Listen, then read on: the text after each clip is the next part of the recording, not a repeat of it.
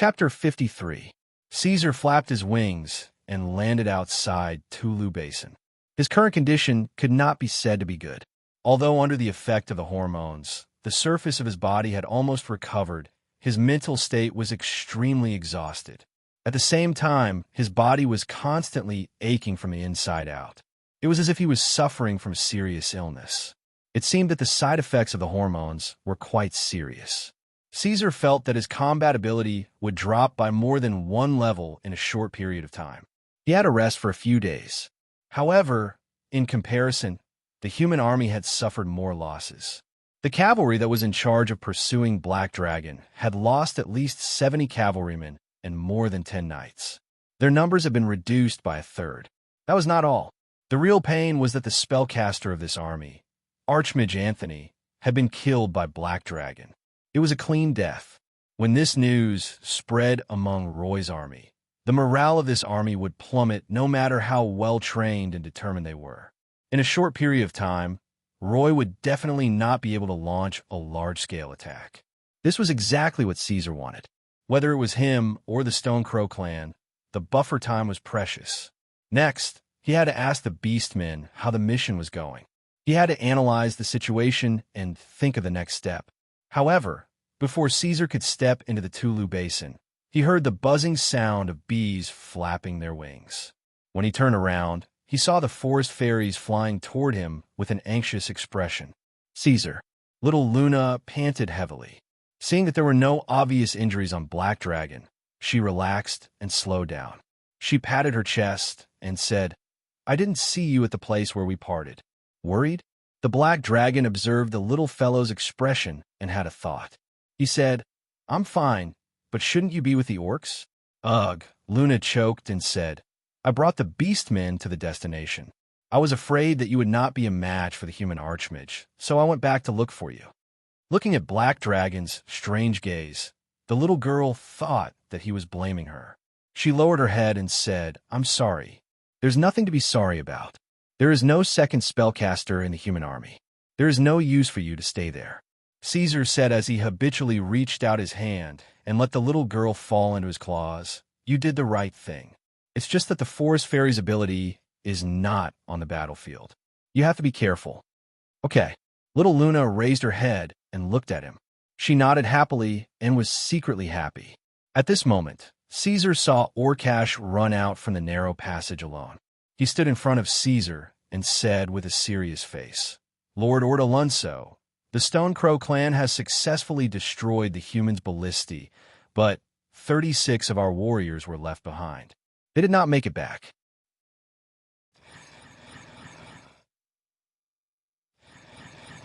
36.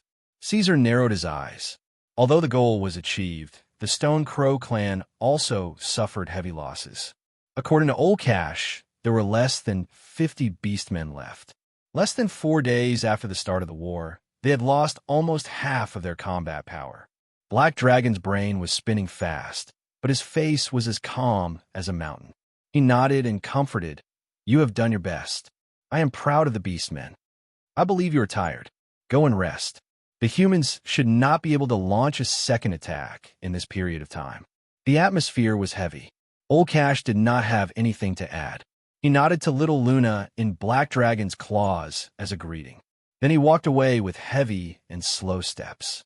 "I have to move the Stone Crow clan as soon as possible." Looking at Orcash's disappearing figure, Caesar had this thought in his mind.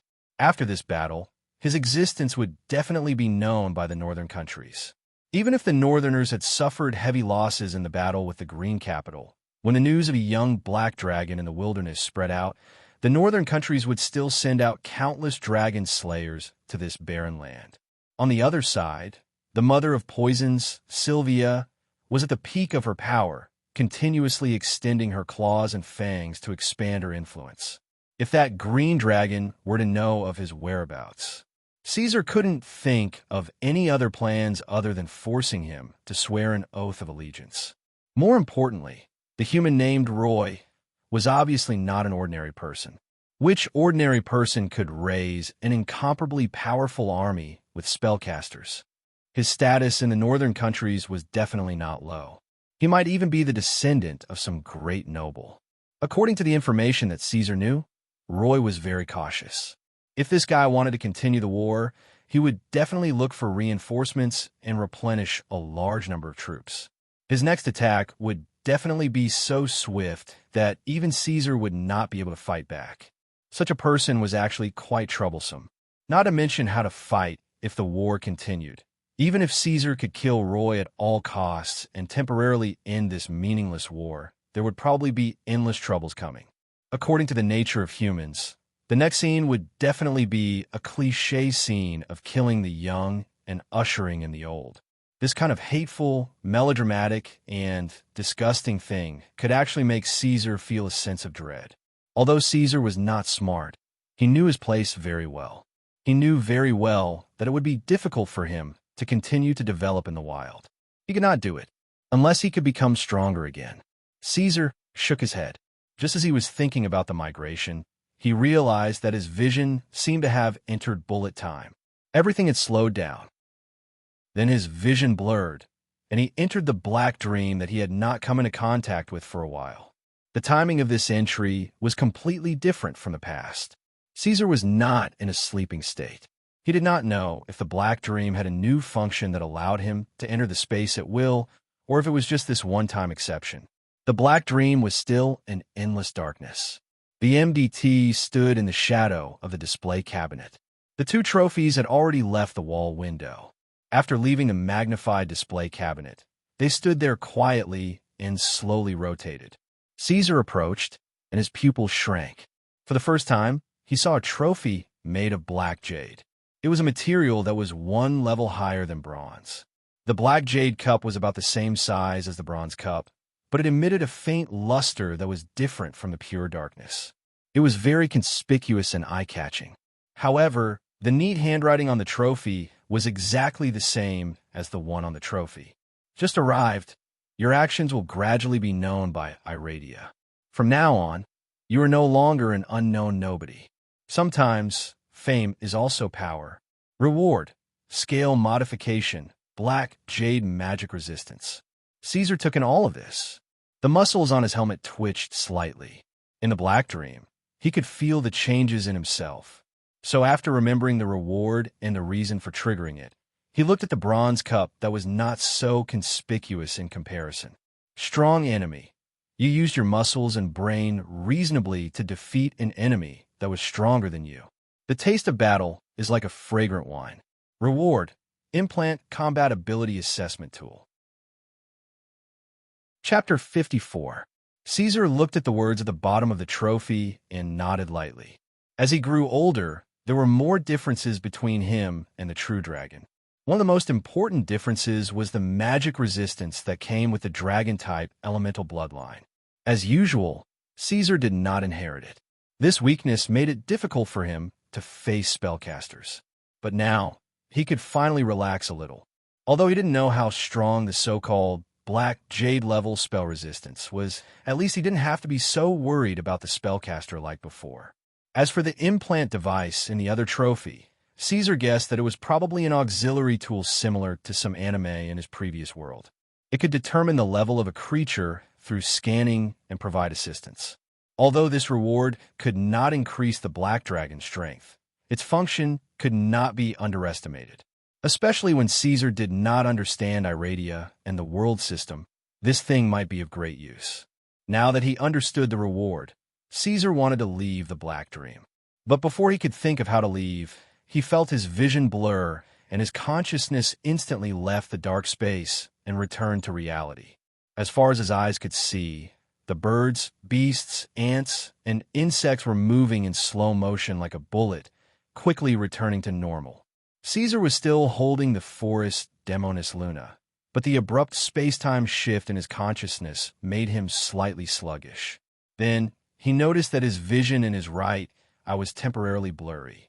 If someone were to carefully observe Caesar's right eye, they would notice that the lens of the black dragon's right eye was slightly distorted. The dark yellow pupil expanded outwards, and an undetectable black dot quickly appeared in the center. Of course, the black dragon was unaware of these changes. He only felt that his vision in his right I was blurry for a while before it immediately returned to normal. Then, a transparent frame faintly appeared in front of his eyes. Caesar knew that the reward was probably in effect, so he stopped moving forward and focused his attention on it. At the bottom of his right field of vision, a translucent panel frame slowly appeared. It was a bit like the high-tech glasses used by the characters in sci-fi movies. This thing was a projection, and the image was directly in his eyes, so presumably other creatures could not see it. It couldn't be considered high-end, but the translucent, light-colored frame gave off a futuristic and unique feeling of technology. When Caesar shifted his gaze to the only creature around him, the forest fairy, little Luna's data instantly appeared in the interface. Carbon-based life form. Comprehensive combat ability verification. 1, 2. The comical numbers caused Black Dragon to puff up his cheeks. It was only with great effort that he did not laugh out loud. Now that they were facing a great enemy and the situation was serious, it would be inappropriate to laugh out loud. However, upon seeing such a scene, Caesar's mood was somewhat joyful. Presumably, this tool wasn't as intelligent as he had imagined. It used the first creature it scanned as its reference value. That should be the case. Digitization? Caesar rubbed his chin and looked at the analysis panel floating in the void below his field of vision. This kind of direct analysis of combat ability in numerical form was more intuitive. However, this alone isn't enough. I have to see my own value first. Just as Caesar was thinking about this and looked away, the text on the virtual panel flashed and refreshed with a new row of values. Carbon-based life form. Comprehensive combat ability verification. 240, 293. Foot. This should be my current ability value. When he saw this value, Caesar was a little puzzled. A fluctuation of more than 50 points. This so-called auxiliary device can't perform an accurate verification. Caesar thought for a moment and quickly understood. He knew that this was not a problem with the verification device, but the fact that it was so. For example, the state of the top athletes in his previous life would also fluctuate, affected by personal mental state, physical fitness, and many other factors. They might be able to challenge the world record when they were in peak condition. However, when they were not in peak condition, their results would be so low that it was difficult to look at them directly. This theory was also applicable to Iradia. After all, reality was not a simple analysis and deduction. The same person's combat ability under different circumstances was completely different. Specifically speaking, Caesar's combat ability would inevitably change to a certain extent before and after the hormone took effect. It was natural for the value to fluctuate greatly. However, Caesar thought that it was worth noting that for the same army of 1,000 people, there might not be much difference in the value of personal ability verification between a motley crew and an army of hundreds of battles. However, when it came to the concept of an army, the performance of the two forces in a war would definitely be worlds apart. It seemed that the value analyzed by the combat ability verification tool could only be used as a reference. He could not be too superstitious. Otherwise, he would inevitably suffer in the future. Your Excellency Caesar. Just as Caesar was studying the new implant device, a voice from afar suddenly pulled him back. Black Dragon raised his head and looked. Within the narrow passage at the entrance of Tulu Basin, the old wizard Save was leaning on his bone staff, walking towards him with a haggard expression accompanied by gall. What's the matter? Seeing the old orc's weak expression, Caesar could not be bothered to study the device. In his memory, although Save was very old, his body had always been very healthy and strong. He was even stronger than ordinary adult orcs. Not long ago, this old man had given Gaul a good beating on Madala. However, the old wizard was now like a completely different person. He looked to be in a terrible state. Just as Black Dragon was thinking, Luna left his claw and circled around the thorns behind Caesar's neck, whispering, "The wizard's mana tide has weakened by a lot." At the same time, the verification device in Caesar's eyeball analyzed the value of Save's ability. Scan analysis result. Carbon-based life, form overall, combat ability verification. 116, 270 inch or injured. Caesar had a bad feeling. As the only spellcaster in his camp, the old wizard's ability was very important. However, seeing such a huge fluctuation in the value, Caesar knew that there was definitely something wrong with the old wizard. Without save, the Stone Crow clan's combat ability would have dropped by more than a level. The old wizard smiled and said with his unique hoarse voice, "I'm fine. I just had to cast too many spells in a hurry. Now I have to taste the pain. I'll be fine after some rest." "Your Excellency," Gaul, who was supporting the old wizard, spoke in a low, muffled voice. "We will not tolerate the orcs who invade. We hope that you will continue to lead the war and use the wisdom of a true dragon to keep these greedy and despicable people in the wilderness forever." Gaul then cursed angrily. "May these damned bastards be captured by the demons and sent to the bottomless abyss to repent for their sins." Chapter 55. Caesar could imagine that Gaul's words represented the thoughts of the majority of the orcs. They were filled with anger towards the humans, thinking that these greedy humans had destroyed their gradually improving lives. Therefore, even though they had suffered heavy losses, the Stone Crow clan was not willing to take a step back. They gritted their teeth and wanted to continue fighting this war. As expected of their slang, the heads of the orcs were indeed harder and harder than the skulls of the pachycephalosaurs. However, if they were to follow Gaul's words and continue fighting this war, the Stone Crow clan would be destroyed. Therefore, Caesar shook his head and did not respond. Instead, he turned to the old wizard and asked, "What do you think?" Although the Black Dragon already had the power and status to command the Stone Crow clan, the true leader of the tribe was still safe. Even if it was just for show, Caesar still had to ask the old leader's opinion. Moreover, Caesar had a heartfelt respect for the Magi who had imparted knowledge to him. "I don't want the war to continue." Save looked at Gaul and shook his head decisively. "That army has the support of the northern countries, but we have nothing. If we win this war, we won't get anything. If we lose the war, we won't regret our deaths, but I'm afraid that none of the newborns in the tribe will survive." Save stared at Gaul, his eyes full of reprimand. "The Stone Crow clan will be destroyed because of your recklessness." His words seemed to be a warning to Gaul, but it was also a show of attitude to Caesar. The old wizard could see clearly that the Stone Crow clan was only a small clan. There was no such thing as using war to support war. As the war continued, the clan would gradually wither away.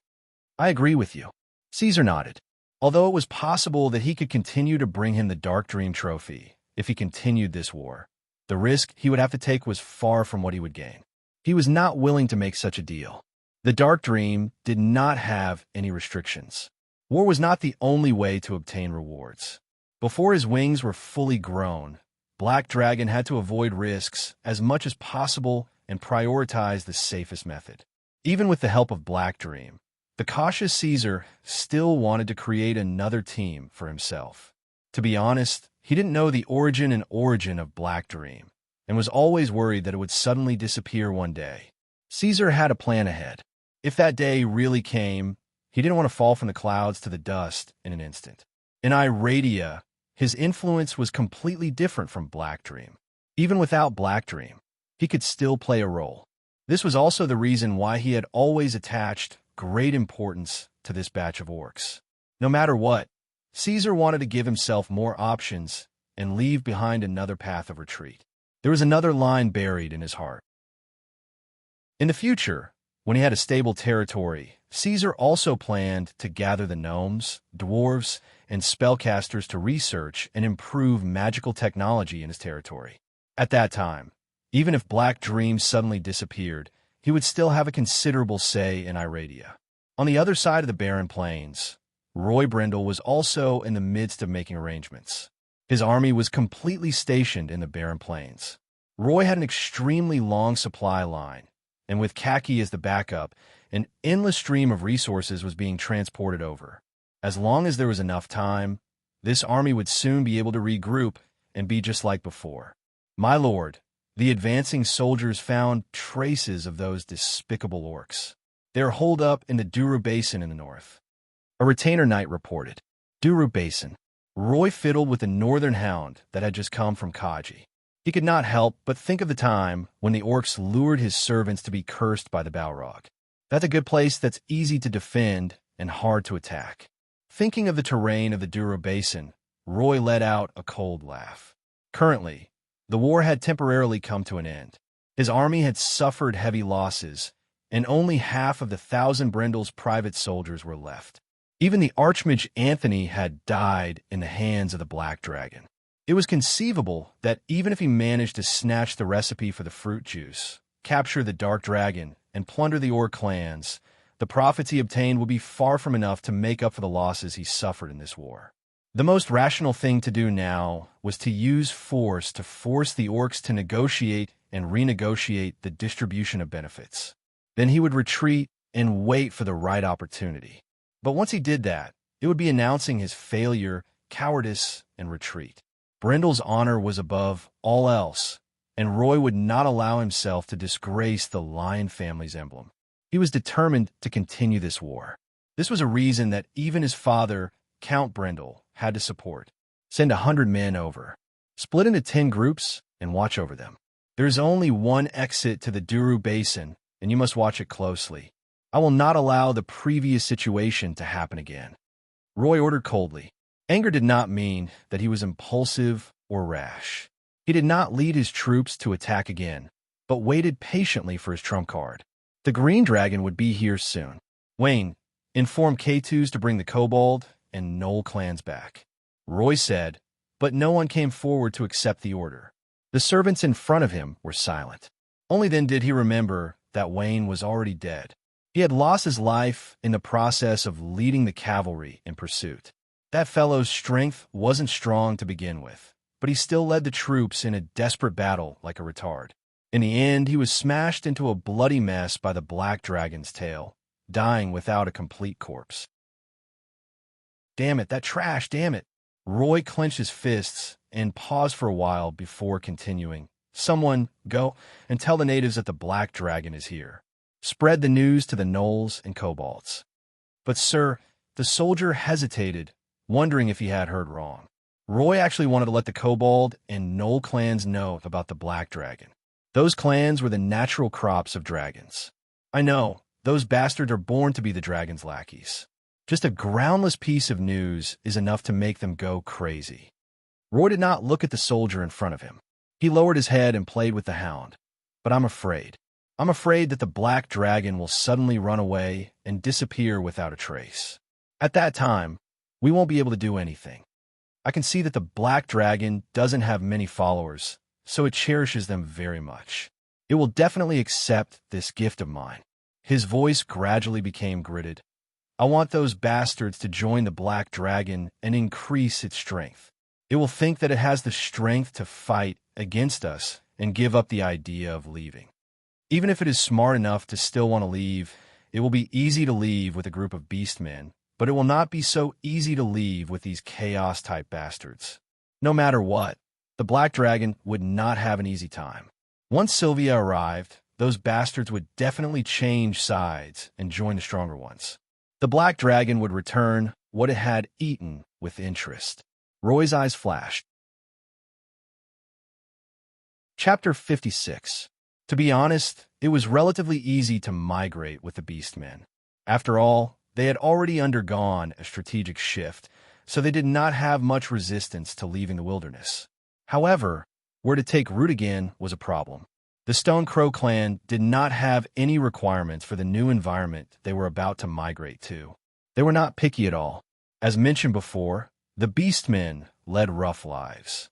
As long as there was a supply of food and water, these fellows could survive in almost any environment. There were not many such carefree dependents in Iradia. The reason why Caesar had spent so much effort to recruit the Stone Crow clan was partly because of this factor. The real reason why Caesar was conflicted was because of himself. It was no longer the time when he was running around with the two little dragons. Now, he needed a stable territory to develop and strengthen his forces. Therefore, once he settled down, he would have to stay in a new place for at least a few decades or even longer. According to such requirements, there were 2 points that he had to pay attention to when choosing a location. The first was safety, and the second was that it had to be conducive to development. Safety meant that there could not be any high-level monsters near the territory, and there could not be any threats from large forces or human countries. This was relatively easy to solve. The key to the problem was that the location had to be conducive to the development of the territory. This meant that the place could not be too remote, and it would be best if there was a flow of people to form a flow of goods. From this, there were many other factors that had to be considered, such as the production of resources, climate, and environment. The rainforest in the north had completely become the playground of the green capital forces, and the human alliance was eyeing the south covetously. Therefore, these two directions were definitely out of the question. The only options left were the east and west. His thoughts were logical and seamless. However, when Caesar really started to choose a location, he found a problem that embarrassed him. He knew very little about Iradia. He only knew that the wilderness he was in was between the green capital and the northern countries. It was separated from the northern countries by the Mostel Canyon and the Therengobi. There was no follow-up, and Caesar knew nothing about the rest. Awkward. He originally wanted to completely subdue one or two clans before quietly extending his tentacles and carefully sizing up this world. However, his plans could not keep up with the changes.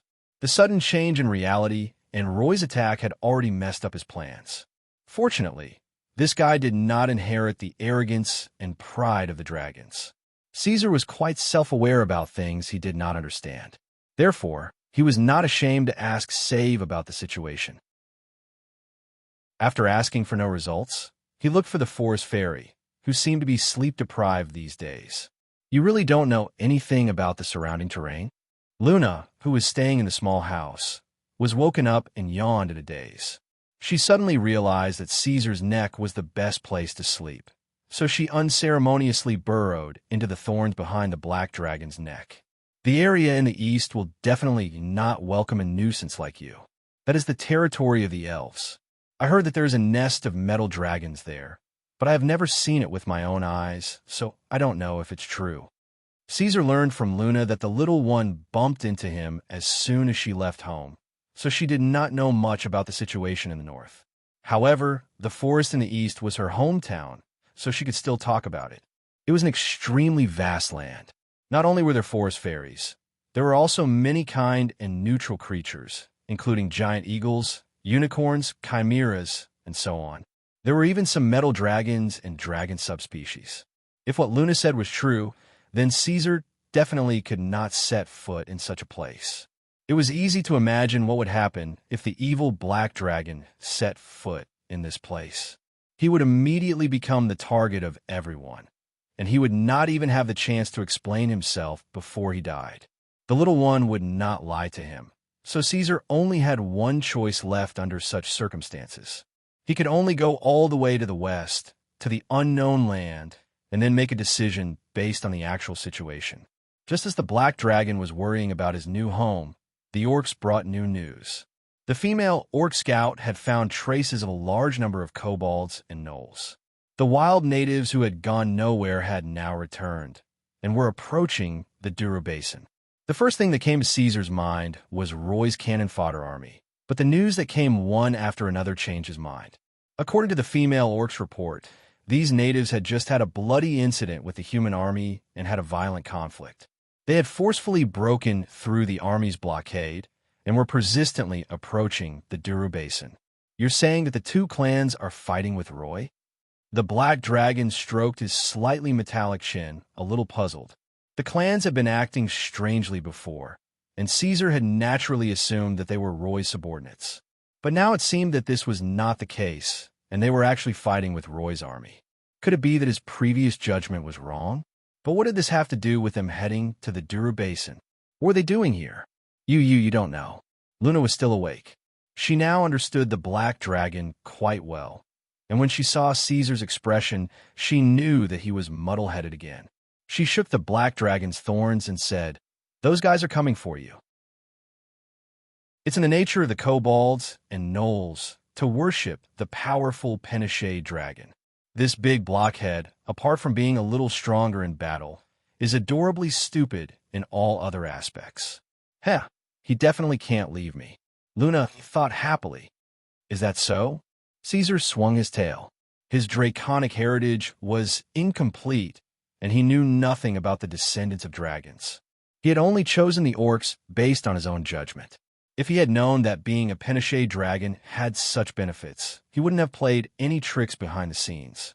He would have added Proud Heaven to his true name, and with a shake of his draconic body, he would have taken in all of these descendants. But fooling around was one thing, and Caesar wasn't as naive as Luna. Although he didn't doubt the little fellow's words, he was still cautious by nature and was extremely vigilant against the sudden appearance of these natives. The kobolds and gnolls themselves were problematic. If they weren't Roy's descendants, then these natives' actions were completely unfounded. The timing was too sensitive, and it was hard not to be suspicious. If this was just Caesar's baseless guess, then what really made him wary was Roy's behavior. That guy was cold and smart, and it was impossible that he didn't know that these natives were here to join him and would strengthen his forces. Under such circumstances, how could Roy let the kobolds and gnolls come over so easily? Or could it be that the kobolds and gnolls were so powerful that they could break through the humans' blockade? Caesar didn't believe it. Caesar had a deep impression of Roy's army. This army was absolutely invincible. If he hadn't caught Roy's mistake, he definitely wouldn't have been a match for this army. Now, even if this terrifying army only had 500 people left, it was still a force that could sweep through the wilderness and couldn't be underestimated. The fish that escaped the net were small fish and shrimp, but these two clans had successfully entered the wilderness. Unless Roy's brain was fried, or he was blinded by lard, it was impossible. Chapter 57. You're saying that you want to pledge your loyalty to me? The 12-meter-long black dragon climbed up the mountain and looked down, his gaze sweeping over the kobold tribe that was standing in a mess outside the Tulu Basin. They quickly quieted down under the dragon's deterrence. Although these fellows were called kobolds, their appearance was far from that of dog. Their heads were more like lizards, and their skin was covered in dense scales of various colors, ranging from dark rusty brown to metallic black. The kobolds had a pair of red eyes, their clothes were ragged, and their thin and short tails hung limply behind their backs. One thing worth noting was that these cowardly and useless fellows actually knew Draconic. Although their accent was not very authentic and sounded like barking, Caesar was very sure that it was Draconic. Could they be the descendants of some great bull and dog, and have evolved into a race after countless years of development?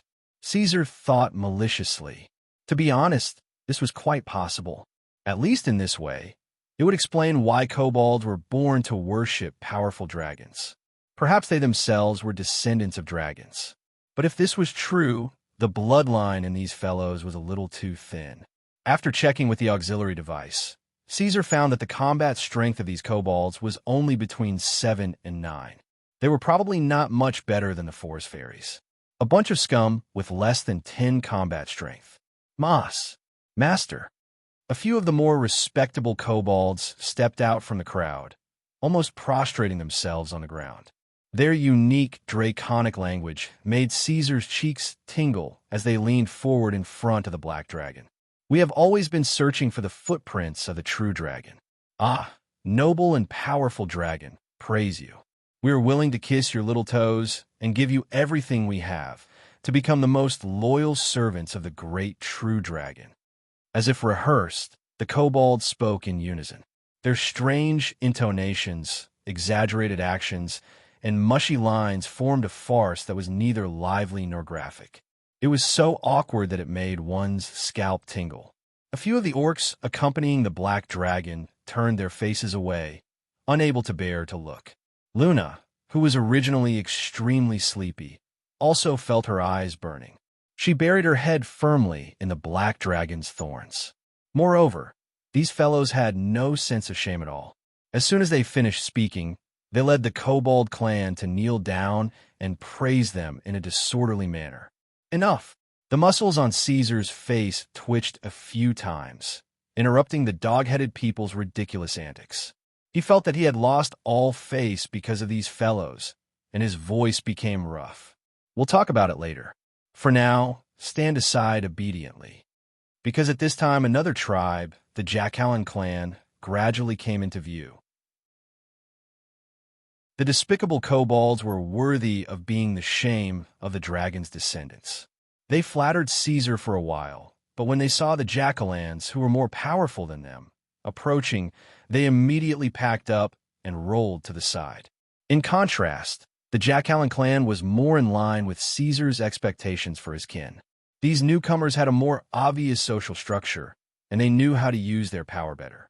Many of them wore worn-out iron armor, used war hammers as weapons, and even knew how to enslave hyenas.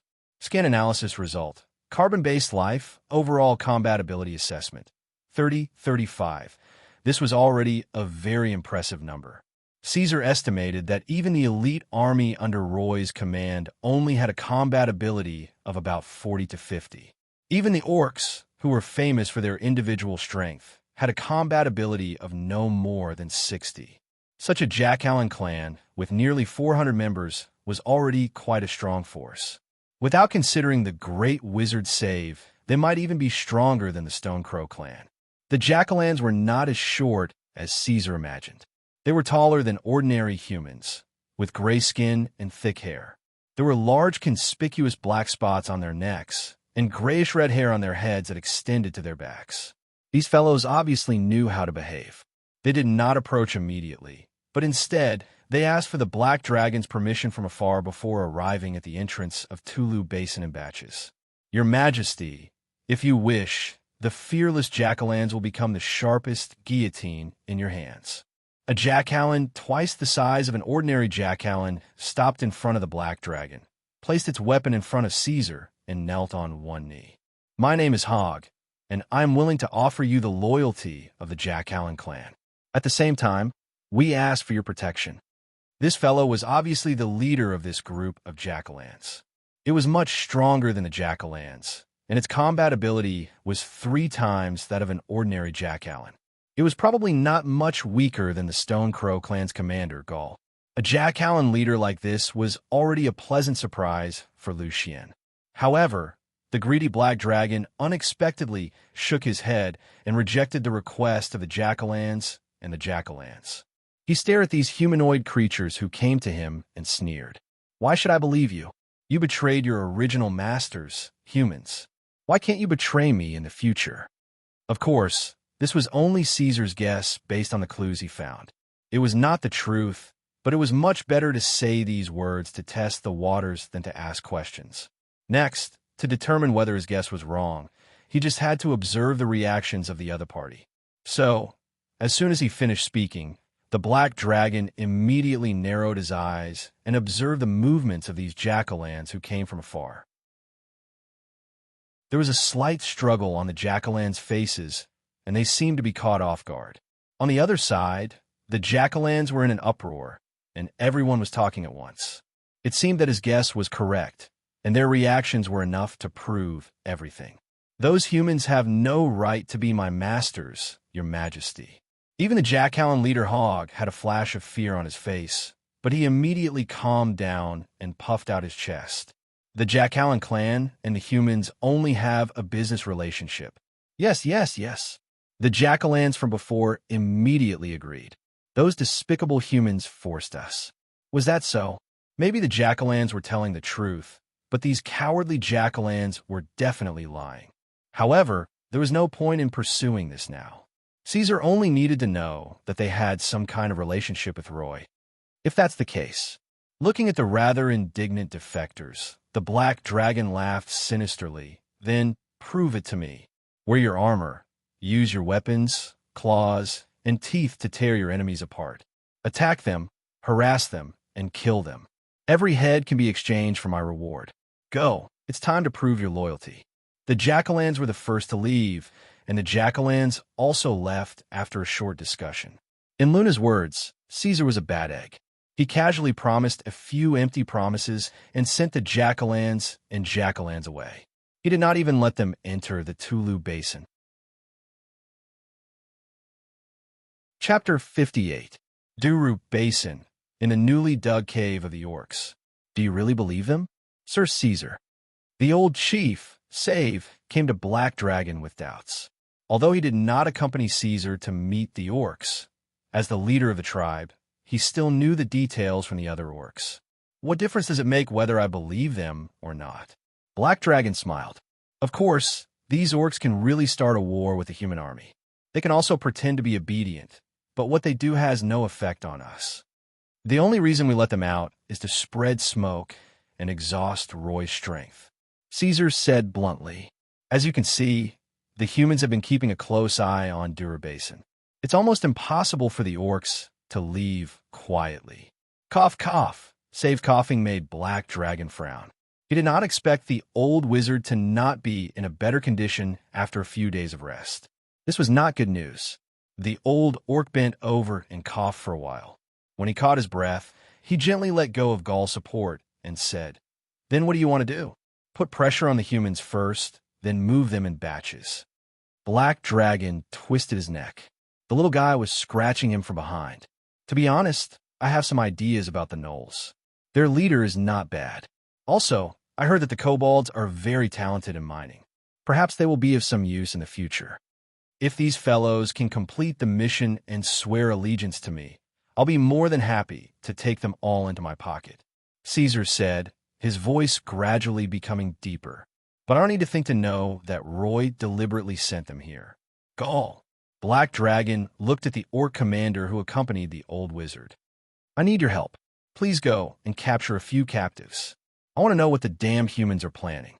"Understood," Gaul immediately replied in a low voice. "Wait." Save stopped Gaul, who was about to leave. He first excused himself from the Black Dragon, then slowly walked to the large orc. "If that's the case, I'll leave it with you for now."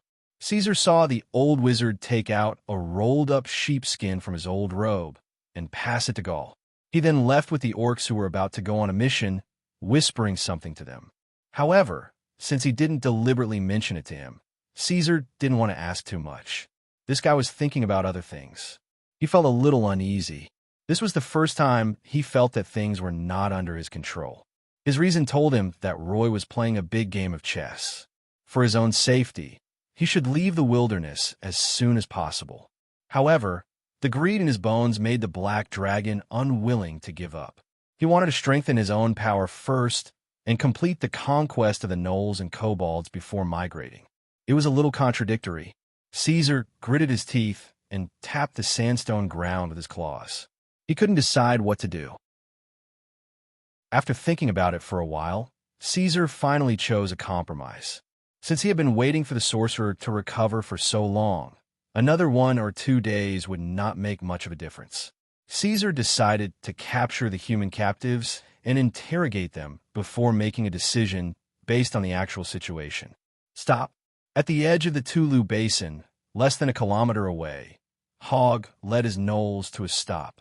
This unbelievably strong gnoll leader smacked his lips and sat down on a collapsed tree trunk. He put his weapon aside, an exaggeratedly shaped heavy axe with a short handle. You come here." Hogg pointed at a few of the smarter gnolls and signaled them to come closer. "Listen up. This area is being monitored by the humans. Later, each of you will lead your men and leave in different directions. We'll meet up later." "Great leader. Are we really going to listen to the dragon and kill those humans? Those guys don't look easy to deal with. They seem to be the elite army of the northern countries." Although the gnolls were not particularly intelligent, they were much better than the simple-minded orcs. At least they knew how to seek advantages and avoid disadvantages, and they knew how to judge the strength of their opponents. However, it was also because of this intelligence that when facing a stronger enemy, the gnolls would have the same fear as higher creatures, which would affect their fighting spirit. "I know, the humans are strong," Hogg whispered, "but what can we do?" The current situation was no longer the same as back then. An ambitious Roy had appeared in the wilderness, and that young human did not lack resources, martial strength, or skills. Soon, he suppressed many races in the wilderness to the point that they had no choice but to submit. Before this human even wanted to integrate all the forces in this area. The gnolls had thought of resisting, but due to the situation, they had no choice but to show their weakness to the human. However, Just when they thought they had no choice but to accept this fate, things took a turn for the better. In this place, a black dragon appeared out of nowhere. If he had to choose between a human and a true dragon to join, Hogg would certainly prefer to join the dragon. However, he also knew that things weren't as simple as the ordinary gnolls thought. Evil races like them weren't like those righteous people who would form alliances and gamble their lives on impulse. It was very difficult to build trust between evil races. The black dragon was very obviously and seriously wary of them. Therefore, the gnolls needed to prove themselves, and the black dragon needed a meeting gift, a proof of allegiance. Hogg knew that this was an arduous and thankless task for the tribe, but in order to have a reliable and stable backing, even if they had to close their eyes and clench their teeth, they had to complete this task. Get ready to move. While thinking, Hogg had made up his mind. The blade of the short-handled heavy axe shone brightly. We'll split up here and then meet at the Camelback Peak. Be careful. Let the Aardwolves explore the way. Pay attention to the traps and tails along the way. All right. The huge gnoll slowly stood up. Under the sunlight, the shadow of the tree spread out. Send a few men to keep an eye on the kobolds. This is a very safe job. First come, first served. If they give up on the mission, then forget it. Without waiting for his subordinates to ask, Hogg continued. His voice was somewhat similar to the black dragon's, full of gloominess and cruelty. But if they're also ambushing humans, then you have to keep an eye on these bastards and keep me informed of their news at all times. These cowardly and lowly trash are not qualified to be His Majesty's dependents. They are not qualified to seize the resources that we deserve. Even if they do gain something, it will become our spoils of war. Hogg picked up his weapon, swung it around with his claws, and stepped forward. Kobolds? Ha! They're only fit to play the role of drama clowns, begging for food in the garbage. Chapter 59. When Brian woke up, the first thing he saw was the gray ceiling of the cavern. The sunlight shone on the outside of the cavern. He closed his eyes for a moment, then opened them again to get used to the unfamiliar environment. They would rather die than be captured. This one was dragged back by Orcash after he successfully ambushed him and knocked him unconscious. He heard people talking nearby. Brian tried to move his body, but he found that he could only shake his fingers. His entire body seemed to be drained of energy. Then he heard someone say, "He's awake, Lord Caesar." Caesar? Brian felt like his brain was stuffed with paste, and his thoughts were much slower than usual. Who is Caesar? I've never heard of this name before. All right, how'd I faint? It seemed like the patrol team was ambushed by the Beastmen, and they could only choose to fight to the death. In the midst of the chaos, he felt a sharp pain at the back of his head. So I'm captured? Brian thought as he struggled to move his neck. The Beastmen's figures appeared in his vision. These green-skinned beasts took large strides towards him and roughly grabbed his grayish-brown hair. They used pain and brute force to force him to sit up, and then forced him to kneel on the ground. Shit! Brian realized that something was wrong, but before he could even try to struggle, he saw a huge light shining from the depths of the cavern. The black dragon with bright yellow pupils walked out from the shadows and occupied his entire vision. It's good to see you, my friend. The black dragon sized him up, his eyes full of interest. I was captured. Greedy and foolish Penishade dragon. The Brindle family's iron hooves will soon sweep through this area, and nothing will be left here. Brian gritted his teeth and glared back. The black dragon had caused them to lose at least 500 of their brethren, and the hatred between them was irreconcilable. Is that so? But so what? The black dragon patted Brian's face lightly with his forelimbs. His sharp claws scratched Brian's skin and left a few traces of blood. In my opinion, this is not as important as your own life. Ridiculous dragon. Brian sneered as he stared at Black Dragon. Do you think that khaki warriors are afraid of death? You damned bastards. Before he could finish his sentence, the large orc beside him, who was 30% stronger than normal orcs, rushed forward. His temper was as bad as the rumors said. He kicked Brian in the stomach, causing the human to roll several times on the ground. The strength of this kick was not light. Brian rolled on the ground and raised a cloud of dust. Then, like a cooked prawn, he bent his body and let out a painful howl in a hoarse voice. Then, it turned into a violent gasp. The large orc did not continue to attack. He walked forward, grabbed Brian's leg, and pulled him back to his original position as if he was carrying a dead dog. He threatened in a muffled voice, "Speak." "Gaul, you've gone too far."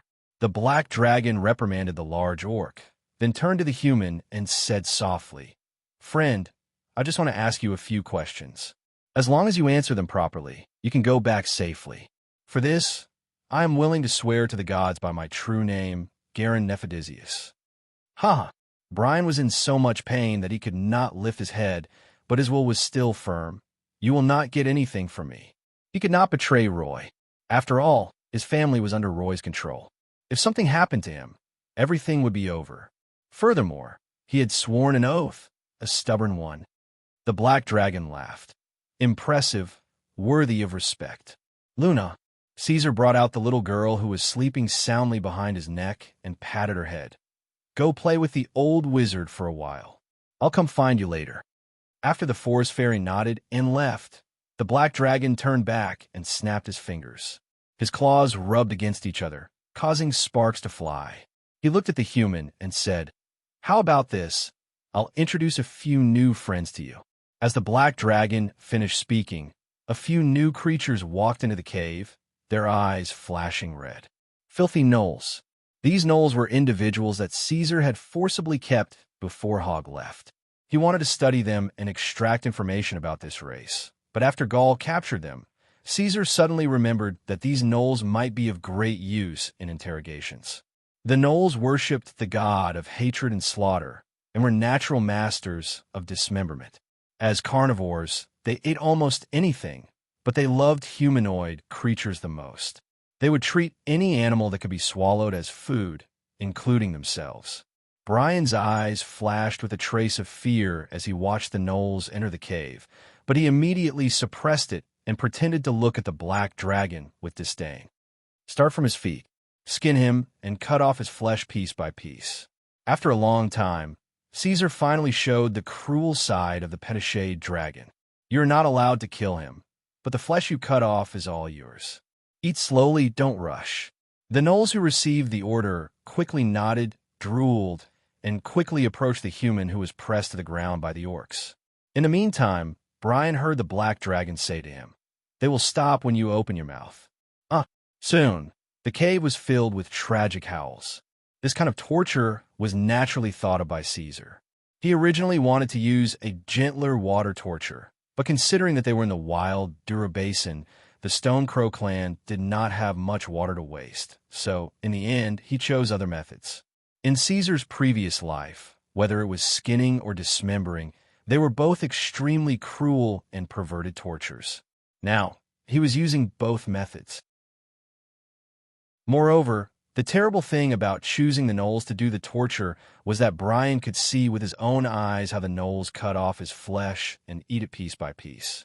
This kind of terrifying mental torture was probably 3 times worse than the physical pain. It was enough to make people go crazy. Looking at this scene, even the orcs who were in charge of controlling the human could not help but grimace. Caesar couldn't help but avert his gaze and look elsewhere.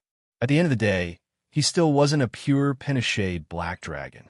Although it was easy to make this decision, Caesar still couldn't accept it if he had to watch this scene until the end with his own eyes.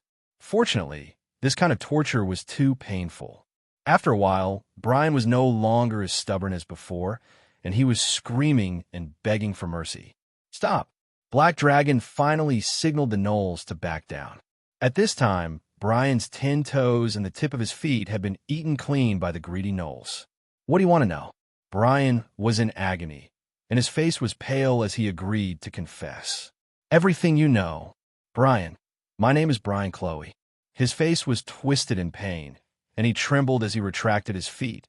"I serve the Brindle family of the Lying Duchy in the north." "Very good." Caesar nodded with satisfaction. "Who is Roy?" "He is the second son of Count Brindle. He is in charge of the Brindle family's wine, silk, mills, and other businesses." As expected, Caesar narrowed his eyes. Roy's identity matched up with his image. If he did not have a high enough status, it was impossible for him to have such an army. You have already lost the war, but you are still lingering in the wilderness. You even gave me 2 native clans. Is Roy blinded by lard? What is he scheming? Brian hesitated for a moment, then replied, I don't know. It seems that you're still disobedient. A few wrinkles appeared on Caesar's forehead. His face darkened, and he once again hooked his claw at the gnolls. Chapter 60. Caesar gestured with his claws, and the gnolls walked up to him again with malicious intentions. Seeing this, Brian subconsciously curled up his body and shouted in panic, I don't know. Caesar ignored his pleas and watched the gnolls peel off Brian's skin with daggers. Brian screamed again. Logically speaking, once the strong line of defense of the person being interrogated collapsed, it would not be so easy to rebuild it. However, Brian persisted for a long time unexpectedly. He cried and wailed repeatedly, I don't know. He did not give any other information. Just when Caesar was wondering if this guy really did not know anything about Roy's plan, Brian, who had entered a trance, finally opened his mouth. I'll talk. Brian's face was pale, and he was sweating profusely. He was tortured until he did not look human anymore. Tell me, what is Roy preparing? Roy. Brian was a little incoherent. The great pain made his brain a mess. It took him a lot of effort to organize his words. Roy let the gnolls and kobolds go to Tulu Basin. He wants to drag the black dragon, As soon as these words left his mouth, his body began to melt like a candle. Brian suddenly shut his mouth and let out a low cry. He looked at the black dragon in pain, his shriveled lips opening and closing. However, his voice seemed to be blocked by something, and no more words came out. What's going on? Caesar's pupils straightened. He stood up with a bang and looked around angrily. The human's mouth was obviously saying help. What was it that made him want to ask the black dragon for help? The speed at which humans melted was very fast. Caesar only had time to glance around before Brian's body turned into a pool of pus and disappeared completely. It was completely quiet. Immediately after, there was an almost imperceptible bang-bang sound in the air. It was the sound of glass being crushed, and it was keenly captured by the black dragon. It's an oath. The orc Gaul stepped forward and stared at the pool of pus. These people have sworn with their lives. They can't betray the lord they are loyal to. Swearing on one's life was a rarity even in the entirety of Eladia. After all, such an oath was different from other agreements. If one were to violate it, one would have to pay an unbearable price. Any species with intelligence would not be willing to hand their lives over to others. Even among the humans who like to make oaths the most, only the imperial knights of some kings and lords would make such a harsh and heavy oath of service. What Caesar did not expect was that this human called Brian had made such an oath. After all, the one captured by Gaul was just an ordinary soldier under Roy's command. In that case, wouldn't everyone in Roy's army be diehard fans? Scary. Just thinking about it made his scalp tingle. If it were not for the fact that dragons did not have sweat glands, Caesar's body would be covered in a layer of cold sweat. 1,000 soldiers who swore their loyalty to the death, let alone Eladia. In any other world, it was not something a normal count's son could have. Black Dragon began to wonder who he had offended. An ambitious schemer who had been plotting for a long time, or an illegitimate son of some kingdom. Farewell. Inform Save and the others to get ready. Black Dragon quickly climbed out of the cave. Caesar could tell that Roy had set up a trap and was preparing a heavy blow. We must retreat immediately. Before leaving, the Black Dragon turned its head and informed the gnolls who were licking the thick water, "Go find your leader yourselves." At this time, he could not care less about the gnolls and kobolds. He could only mention it in passing. If Hog was willing to follow, he would let them. If they were not fast enough, Black Dragon would not hesitate to leave them behind. On the other side, the orcs were already prepared to retreat at any time. As soon as Caesar gave the order, the Stone Crow clan had gathered together within 5 minutes. They quickly passed through the entrance of the narrow tunnel in Durabin and began to move westward. "Sir, as you expected, the orcs are coming this way. There are a lot of them, and there are children among them." Less than 15 minutes after the orcs left Tulu Basin, Roy immediately received the report from the scouts under his command. The young noble had already made arrangements. He sent the best archers around Tulu Basin to monitor it day and night.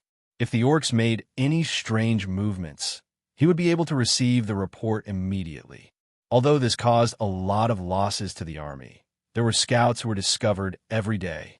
They would encounter the orcs or be hunted down and killed by Black Dragon. Even so, Roy still made up for the scouts every day regardless of the cost. Although the losses were great, the benefits were obvious. The orcs would not be able to leave quietly. As expected, the noble took a sip of the jam brewed by the orcs and sat quietly under the shade of the trees, playing with the northern hound. If the Black Dragon was smart enough, it would definitely have plans to retreat. Therefore, Roy had already carefully studied the map before this and made a prediction of the direction that the orcs would move to. The Black Dragon would definitely not choose the green capital in the north or the human countries in the south. If it wanted to go to the east, it would have to cross the vast elven forest. The creatures there and the Penishade dragons could not coexist together. If the Black Dragon did not want to get hurt, it would not want to go to the east. It would definitely go to the west. Of course, all of this would only work if the Black Dragon was clear-headed and investigated the surrounding situation. However, after fighting with the Black Dragon a few times, the young noble had a rough idea of the other party's intelligence and strength. He was 90% confident in his own speculation. Therefore, Roy might as well take a gamble.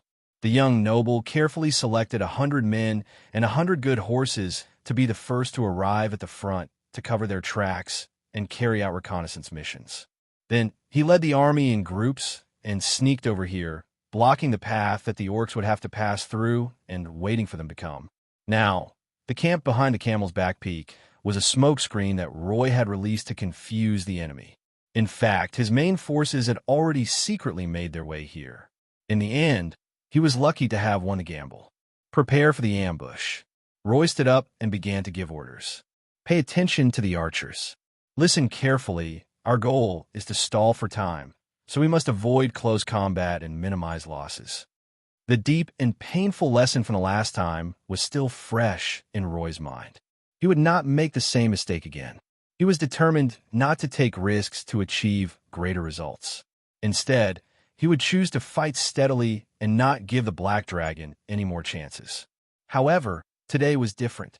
There were no spellcasters around to protect him. In order to prevent the Black Dragon from attacking and beheading the enemy, Roy did not plan to go to the front lines.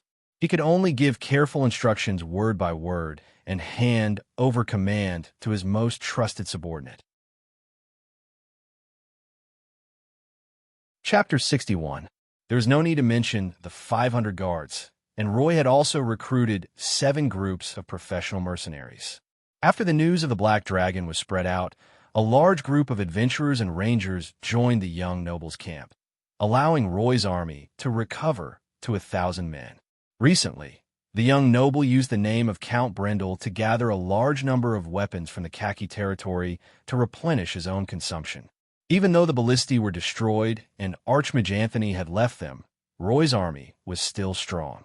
According to reliable intelligence, the Black Dragon Stone Crow tribe had less than 300 men, and there were very few true warriors. After the continuous battles, there were only about 50 of them left, and the rest were mostly women and children. These female beastmen relied on their strength and physique. They might be able to rob normal travelers, but they were not a match for a regular army in a direct battle. No matter what, Roy would not allow the Black Dragon to escape. The Penishade dragons were vile creatures that held grudges and would seek revenge for the smallest grievances.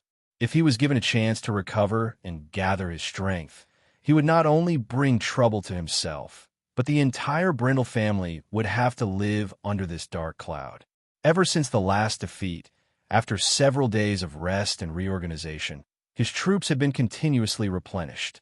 They had already recovered their battle strength and were ready to go. But this ambush did not involve any mercenaries or adventurers. Roy was worried that these untrained fellows would screw up and not be able to handle such a task. So he left them all in the valley camp and let his personal guards take charge of the entire ambush. The one who took command was K2's. He only needed to make a gesture, and the soldiers immediately split into 5 groups, entering the ambush from different directions. The soldiers showed that they were competent in battle tactics. Very quickly, everyone silently took their positions and waited. They covered their bodies with a cloak woven from grass and leaves. Although the cloak was crudely made and looked ugly, it was obviously an inferior product that had been rushed out. However, it had a visual camouflage effect and was very important in an ambush. When everyone was in position, K2's carefully parted the bushes and observed the path from a higher vantage point. Come! Not long after, a large and irregular shadow swept across the forest, causing chaos everywhere it passed. K2's cautiously raised his head and peeked at its figure from the cover of the trees. The first thing that entered his eyes was a large patch of black scales that extended all the way to its long tail. It had an inverted triangular shape and was much wider than other dragons. Its powerful muscles intertwined with each other, and the airflow produced a rumbling sound as it passed through the surface of its wings. The black dragon circled above his head. It was scouting. K2's forehead was covered in sweat, and his heartbeat quickened. The black dragon was a great pressure to make these elite soldiers so nervous. The commander slowly and gently extended his hand behind his back and spread his fingers, indicating for the soldiers not to act rashly. Without the spellcasters and ballistae, it would be very difficult for them to deal damage to the black dragon immediately. Why not wait for the beastmen to arrive and use the crossbows to strangle the beastmen from a distance? They would first catch the black dragon's family members off guard and then deal with the main body. In order to prevent detection, K2's forced himself to stop peeking at the large dragon. Instead, he stared at the end of the path and remained motionless like a stone statue. He completely calmed down. 2 minutes later, the figures of the beastmen gradually came into view. The ones at the front were strong and heavily armored beastmen warriors. They looked around and seemed to be in charge of guarding and clearing the path. Behind these armed beastmen were female beastmen who formed a circle. Their spellcasters, on the other hand, led the young and weak children in the middle. The beastmen were not slow. The blurry figures in their line of sight quickly became clear in a few minutes. These beastmen didn't move in batches. Very good. This can maximize the lethality of the crossbows. It would be best if we could catch all of them in one fell swoop, K2's thought. Just as he was thinking, the black dragon had already turned around and landed slowly in the distance, causing the beastmen to stop in their tracks. K2's saw the beastmen's lips opening and closing as if they were discussing something with the black dragon. Had they been discovered? The temporary commander's heart trembled. Cold sweat flowed down his neck and into his armor. The black dragon's actions were strange. However, he trusted the military skills of his compatriots very much. They hid in the dense forest and sprayed themselves with the powder used by the northern expedition countries to hide their scent. Even if animals walked past them, they might not be discovered. K2's fell into hesitation. The distance was a little too far. It was obvious that they would lose more than they would gain if they attacked now.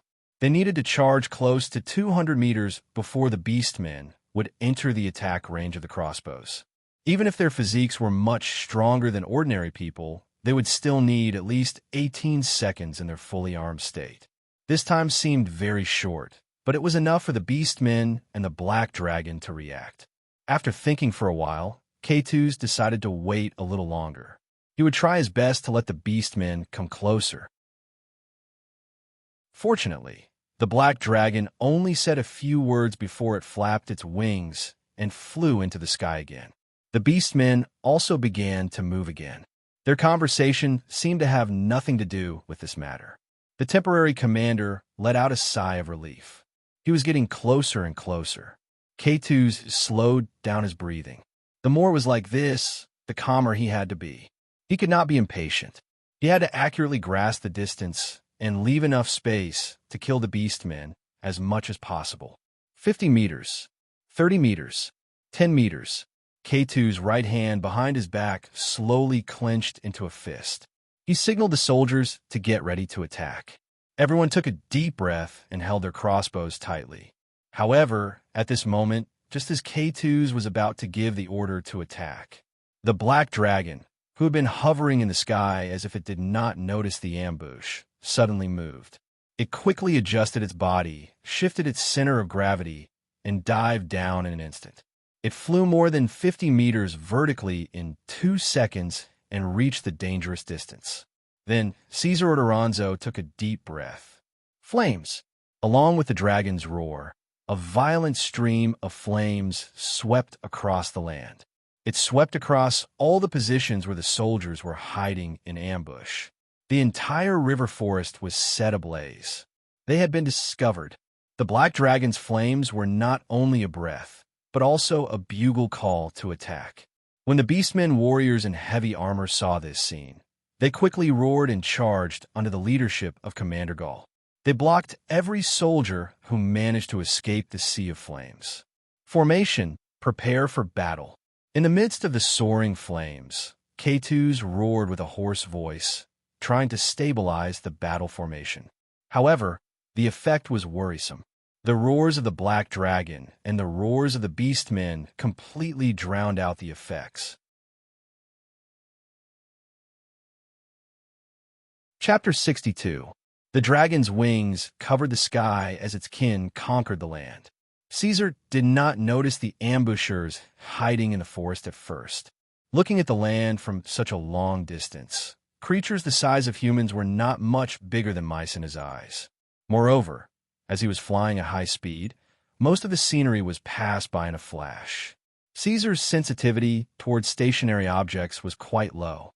Furthermore, in order to avoid detection, the other party had specially covered himself with a cloak of grass and leaves, which was good for concealment. Under the influence of many factors, even if Caesar's vision was more sensitive than the average dragon, it was still difficult for him to notice them. What really caught the black dragon's attention was the combat ability assessment device in his right eye. This device was constantly jumping as he flew across the area and scanned the area below. There were at least a few dozen sets of values on the virtual panel. Scan analysis result, carbon-based life. Overall combat ability assessment, 40-50. The values of the scan results were fluctuating. However, the values of the target were mostly within this range. There was no exception. Other than Roy soldiers, Caesar could not think of any other race in the wilderness that would fit this value. Moreover, after searching carefully for a few times without any results, he was almost certain that the ambushers were the human army. However, the black dragon who noticed that something was wrong did not immediately attack in rage. Instead, he pretended that he did not know anything and flew into the sky as if there was no one around. He wandered around and waited for the orcs to arrive at the battlefield. When the orcs arrived, he informed the Stone Crow tribe of the potential danger ahead and told them to wait for his signal to attack. Caesar flapped his wings and flew into the sky again. The orcs continued to move forward as if nothing had happened, until they were about to enter the ambush site of the humans. The moment before the humans launched their attack, the black dragon made the first move. It swooped down and swooped above the humans' heads. It was arrogant and unbridled. It opened its mouth wide and used the flames to cleanse its life. The guards who wanted to ambush Roy were now caught off guard by the black dragon. When the dragon flames were dancing wildly, it was difficult for mortals to make the most accurate judgment. Even if these soldiers were the best of the best, they could not help but fall into a temporary panic. In just a short moment, more than 100 people had died, and 1/5 of the Imperial Guards that had been lying in ambush had been lost. Fortunately, their commander was not a coward. Seeing that the army was about to be defeated, K2's jumped out from the burning thorns. The veins on his forehead twitched. He made a prompt decision and blew the war horn. Woo-woo. The melodious sound of the horn spread throughout the battlefield. Its sound was neither loud nor clear, and it was not as shocking as the dragon's roar. It was like the low whimper of a veteran soldier, but it was not suppressed by the dragon's roar. It reverberated in the forest and spread far and wide. It had a strange magic power that could soothe the pain and calm the mind, allowing the soldiers to calm down in the midst of the raging fire. It could help them regain their fighting spirit, form a formation, and prepare to counterattack. This was a magical item. Caesar stared at the horn in K2's hand and blinked his eyes. When the soldiers regrouped and found their own positions, the effect of the black dragon's breath had been reduced by half. Roy had not been doing nothing during this period of time. After knowing that the opponent was a real dragon, the young noble had transferred a large number of weapons from the Khaki territory, which were specially designed to deal with high-level monsters. Among them were the enchanted shields that could block the breath of a dragon to a certain extent. The wounded soldiers were dragged to the back to avoid being hurt again, and the gaps were filled by the soldiers who were not afraid of death. The fierce resistance from the army had frightened Black Dragon, and his Orc clan had begun to suffer casualties. This was not what Caesar wanted, so he changed his strategy. He stopped breathing, landed on the ground, and stood in front of the Orcs of the Stone Crow clan. Then, the Black Dragon launched an attack. It was not stupid to give up air supremacy and fight on land. To be honest, Caesar was currently lacking in long-range combat methods. Other than his breath, he had nothing else. If he used his claws, fangs, and tail reasonably, he could cause more damage. Crossbows. Caesar heard the commander's roar and the sound of the crossbows being fired. However, the Black Dragon turned a deaf ear to it. It lowered its head, pointed its horns outwards, and rushed towards the human formation like a triceratops.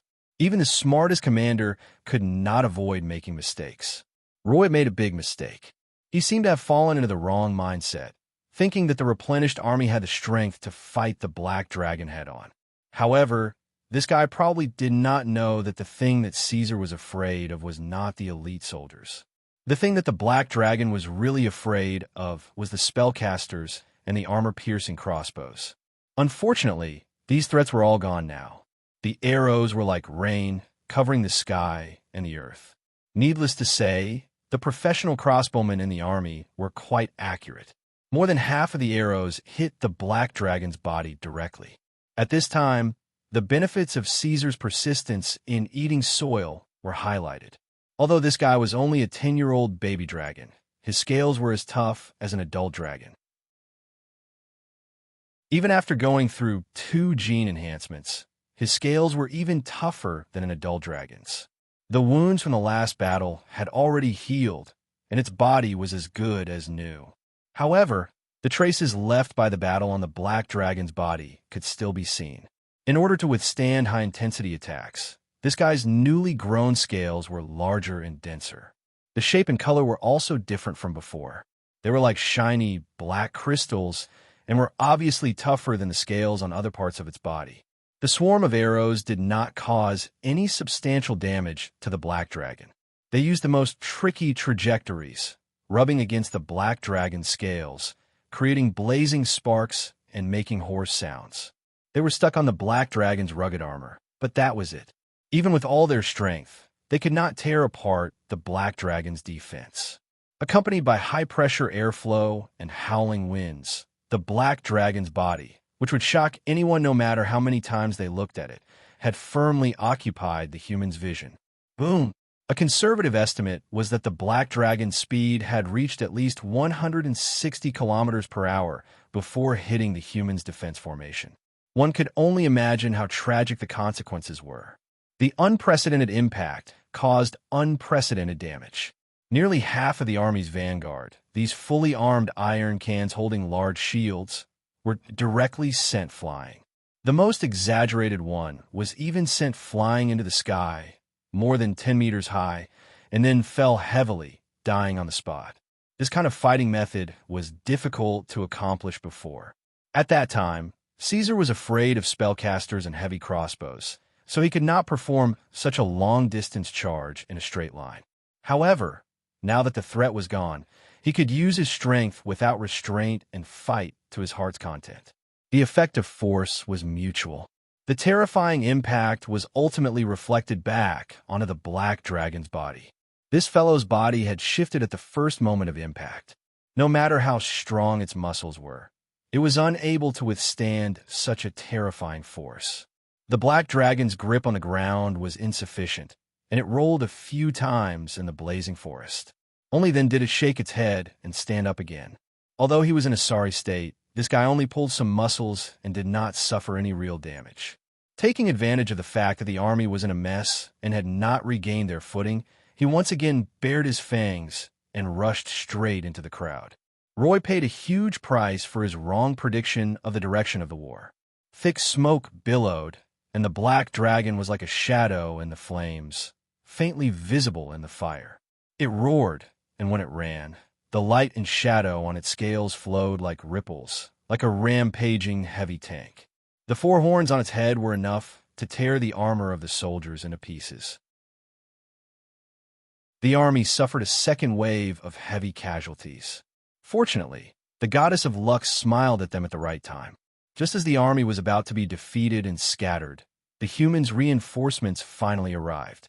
A large group of adventurers and mercenaries climbed up the gentle slope from the valley and joined the battlefield. Chapter 63. The black ash from the burning floated in the steam, accompanied by the thick smell of blood. K2s leaned on his great sword and panted violently. This was not the first time the army had fought with the black dragon, but he did not expect that their defense would be torn apart so quickly. They were about to lose. K2s didn't expect that the black dragon would become so terrifying without spellcasters and siege crossbows to keep it in check. The black dragon's unparalleled strength and terrifying speed made the proud and strong khaki people feel helpless. They didn't have any way to keep it in check. This strange dragon did not use magic, but it still made it difficult for them to move. If it was just strength and speed, it would be fine, but the problem was that the black dragon's defense was also so shocking. K2's was very sure that this dragon's scales were harder than before. It must be. Now, ordinary swords could not cut through its armor. Only enchanted weapons with armor-piercing properties could barely give it a try. It was too difficult. If this continued, it was only a matter of time before they were defeated. They could not deal any substantial damage to their target. The most recent time, the black dragon was almost right in front of his face, which made K2's think that he would be torn apart just like the archmage Anthony. Fortunately, there were soldiers who didn't fear death who did their best to help him block the black dragon's attack. The temporary commander didn't care about the situation and did a tactical roll, which allowed him to survive. When he was about to praise the soldier who saved him, he saw that the soldier was clamped into the cracked and sunken ground together with his armor. The soldier's armor was like a piece of wrinkled parchment, and his intestines flowed out from the gaps of the shining metal. The steaming hot blood formed a small puddle under the soldier's body. The scorching flames were painful to the eyes, and there were screams and roars everywhere. Everyone was crazily slashing with their weapons, and even K2's didn't know if their targets were the black dragons or the beastmen. Just when he was about to lose all hope, the reinforcements arrived. It was not that the reinforcements were slow, but the black dragon's actions were too fast. Roy realized that something was wrong when he saw the dragon flames and immediately ordered the backup troops to support. In fact, it took less than 7 minutes from Roy's order to the arrival of the reinforcements. The reinforcement speed was already quite fast, but these 7 minutes felt like a year to K2's. In this short period of time, the black dragon had launched more than 10 attacks, reducing their numbers to less than 200. If it was not for the fact that every one of them had sworn an oath of loyalty to Brindle, any other ordinary army would have thrown away their armor and fled in disarray when faced with such a loss. Finally, the adventurers and mercenaries with different armor and weapons swarmed over. With the addition of a living force, the balance of the war, which had originally been one-sided, was restored. Analysis results. Carbon-based life forms overall combat ability assessment. 60, 70 these were the values of this motley crew. Interestingly enough, These people's ability checks were even higher than Roy's personal guards. Among them, there was no lack of strong people whose values exceeded 100. In the army, they were already comparable to those high-ranking knights. But it was understandable. According to the information that Roy had spread out, the one in the wilderness was probably a youth or even an adult black dragon. The purpose of adventurers was to take risks and not to die. If they did not have any skills, who would dare to step into these muddy waters and be slaughtered by the black dragon? When it came to war, this scattered group of soldiers would definitely not be as organized as an army that followed all orders. However, when it came to fighting against monsters, they were well-deserved experts. They had rich experience, and they were equally capable when it came to dealing with giant dragons. They had all sorts of tricks up their sleeves. For example, he could throw sticky bombs with a pungent smell that would cause dragons to sneeze after sniffing them. He could also construct explosive traps that would cause paralysis and dizziness. He could also use accurate dragon hunting nets to restrict the movements of black dragons. Although these guys could not cause any substantial damage to the black dragon, they were enough to annoy Caesar and greatly delay his attack rhythm. What was even more infuriating was that these cowardly guys were slippery and slippery. They were not as tough as the army at all. They were not easy to kill at all. At the same time, the attack of the mercenaries had also put the Stone Crow clan in a difficult situation. Even though the women of the clan had joined the battle with their weapons, the orcs still had to face enemies that were twice their size and fully armed. In the end, Caesar decided to ignore these flies that were using their grappling hooks to scurry around but did not dare to get close to him. He suppressed the anger that was rising in his heart and decided to focus his energy and adjust his target. He decided to deal with the elite troops that could really threaten him first. On a hill less than 200 meters away, a group of gnolls was hiding behind a group of protruding rocks. They poked half of their heads out and observed the chaotic battle. "Great leader, are we really going to enter the battlefield?" A few gnolls that were slightly stronger than the average gnolls were hesitant and trembling. They carefully asked their leader, who was as strong as a small mountain. Although these guys were cruel and violent, they were innately afraid of fire. They had a certain degree of fear towards burning flames. On the battlefield below, the dragon flames were dancing wildly and the fire was raging. From the looks of it, the fire was going to spread even further. The gnolls could not help but feel afraid. Cowards only deserve to be food. Chief Hogg turned his head and squinted his eyes as he glanced at the people behind him. His sharp gaze was like a knife that cut through their faces. The ecology of the gnolls and the orcs was completely different. The gnolls believed in the absolute law of the jungle. Every leader's hands were stained with the blood of their own people. They relied on their strength and power to get to the top. The crueler the methods, the more the other gnolls would be convinced. Hogg rested his curved hind legs on a rock and smelled the scorching smell of reefs in the air. He was much stronger than the average gnoll. He could even overcome his natural psychological fear. "We must join the battle, but not now." The great leader looked at the battlefield below and blinked. He said to himself, "Honey wine when you're idle, or clear water when you're thirsty? Which is better?" The gnolls looked at each other. Ever since the great leader began to flip through human books, he had become more and more fond of speaking human words that the gnolls could not understand. His Majesty is too protective of the orcs. Hogg continued and turned his gaze to the orcs below, who were roaring and fighting. "No matter what, I'm afraid our status in the future will not be higher than these stupid pigs. The gnolls who join us later will always be weaker than them." As he spoke, Hogg, whose mane was as tall as steel needles, grinned. His saliva was sticky and his eyes were cruel. "These humans can't hurt His Majesty, but they can probably kill these orcs. So let's slow down a little and wait for these guys to die first." After waiting for a while, the situation on the battlefield changed. The black dragon simply gave up on the endless entanglement of the adventurers and attacked the regular army with all his strength.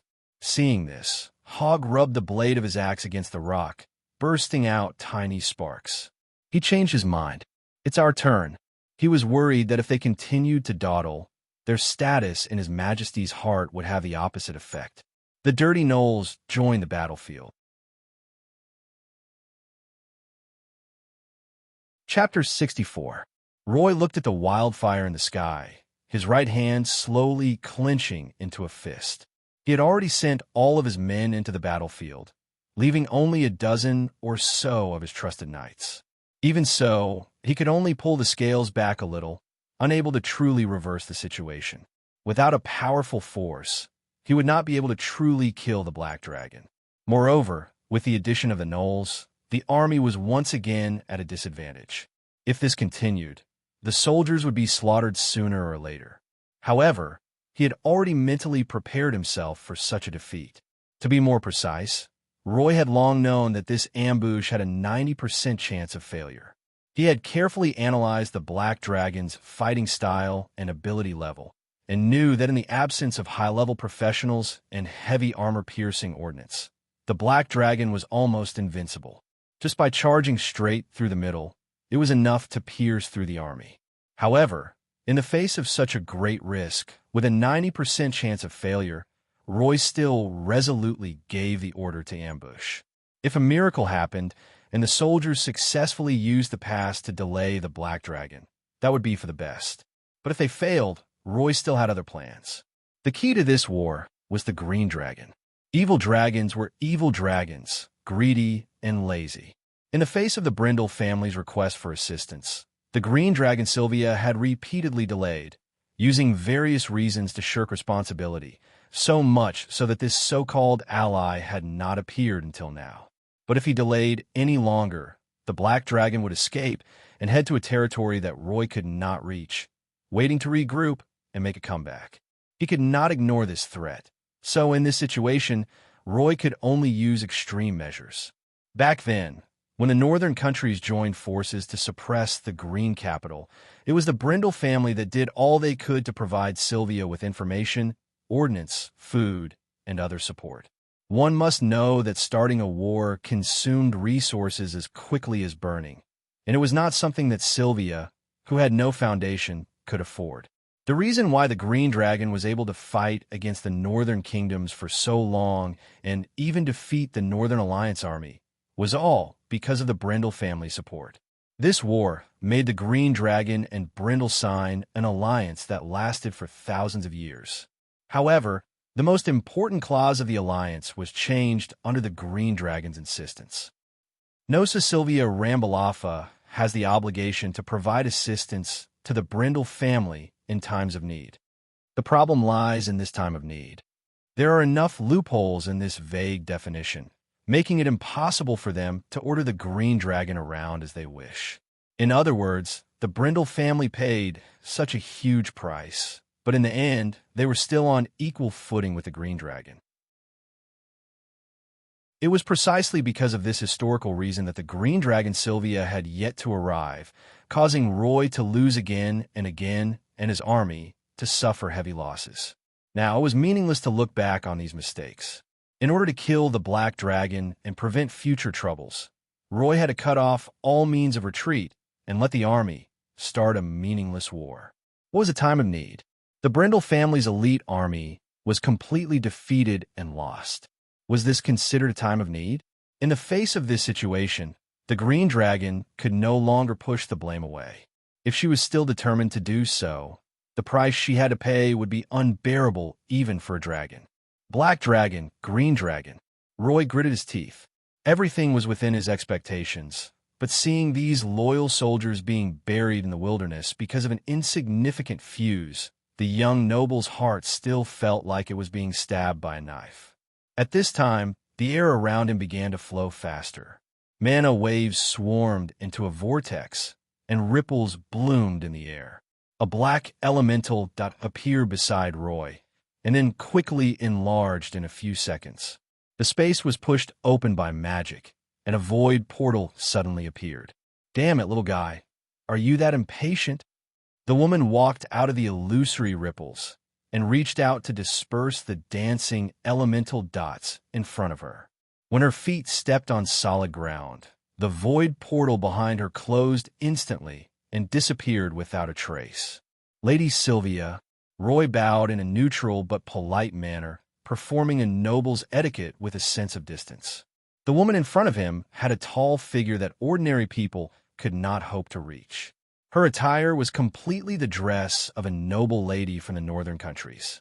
In other words, she wore a black dress embroidered with rose flowers, revealing a pair of slender white feet. Her wide, elbow-length sleeves were slit, revealing her 2 arms. Silver keyholes set off pearl buttons, and a belt of the same color as her dress was tied around her waist. The woman's long, wavy hair showed an enchanting posture with a faint rose fragrance.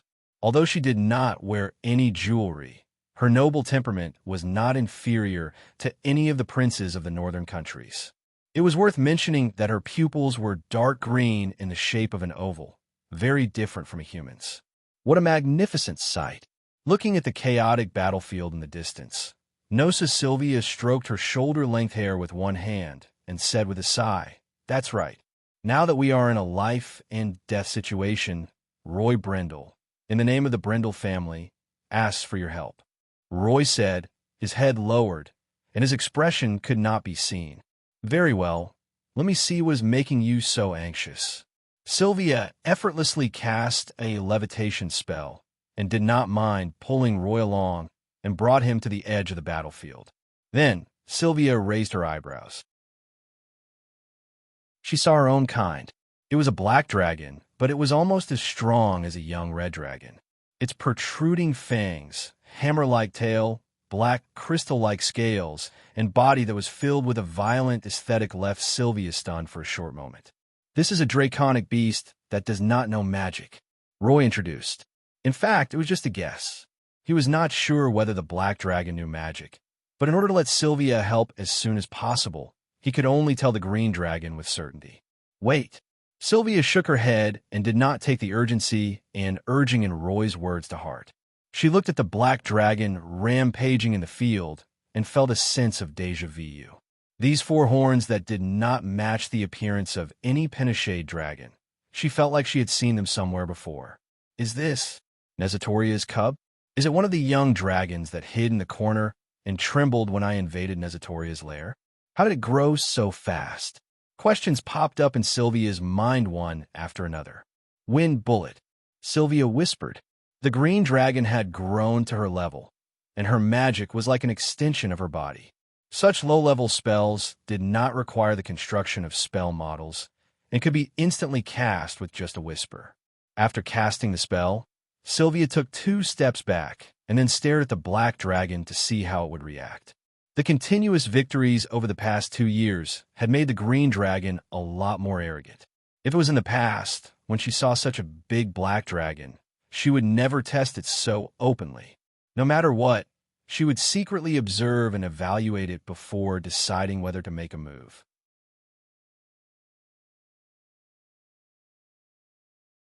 Chapter 65. Of course, Sylvia did not believe Roy's nonsense. She was no longer an ignorant young dragon. As she entered old age, her magic bloodline and various senses had gradually reached the peak. Although it was very weak, she could still feel the palpitating charm of the other party. That was draconic aura. The ability of ferocious aura was the symbol of all true dragons. Roy, this rascal, actually told her that the other party was just a dragon with no magic ability. If not for the fact that she had seen the black dragon fighting the human army, Sylvia would probably have turned around and left. This black dragon indeed did not use any magic ability. It purely relied on the powerful body of a dragon to fight in close quarters with the human army. It seemed to be quite strenuous. This can't be an idiot, right? Sylvia thought that either there was something wrong with the other party's brain and it was deliberately hiding its strength, or although it was a true dragon, it really did not know anything about magic, as Roy had said. Although it was relatively rare, dragons were the race that was most likely to give birth to freaks. This situation was not unique in the long history of dragons. This symptom was called irreversible elemental bloodline claustrophobia curse by some scholars who were dedicated to studying dragons. Iradia's theology suppressed everything, and people were used to attributing all kinds of negative conditions to curses. In short, the elemental hall was closed to these poor children. Although they had received the dragon's inheritance, they could only awaken some basic dragon abilities, such as draconic aura and breath. Under the influence of the terrible curse, they would never be able to see the door to the mystery of magic, even if they spent their entire lives. However, among the Pinochet dragons, such cases usually only occurred with the red dragon and the white dragon. What? Now even the black dragon had fallen to this extent.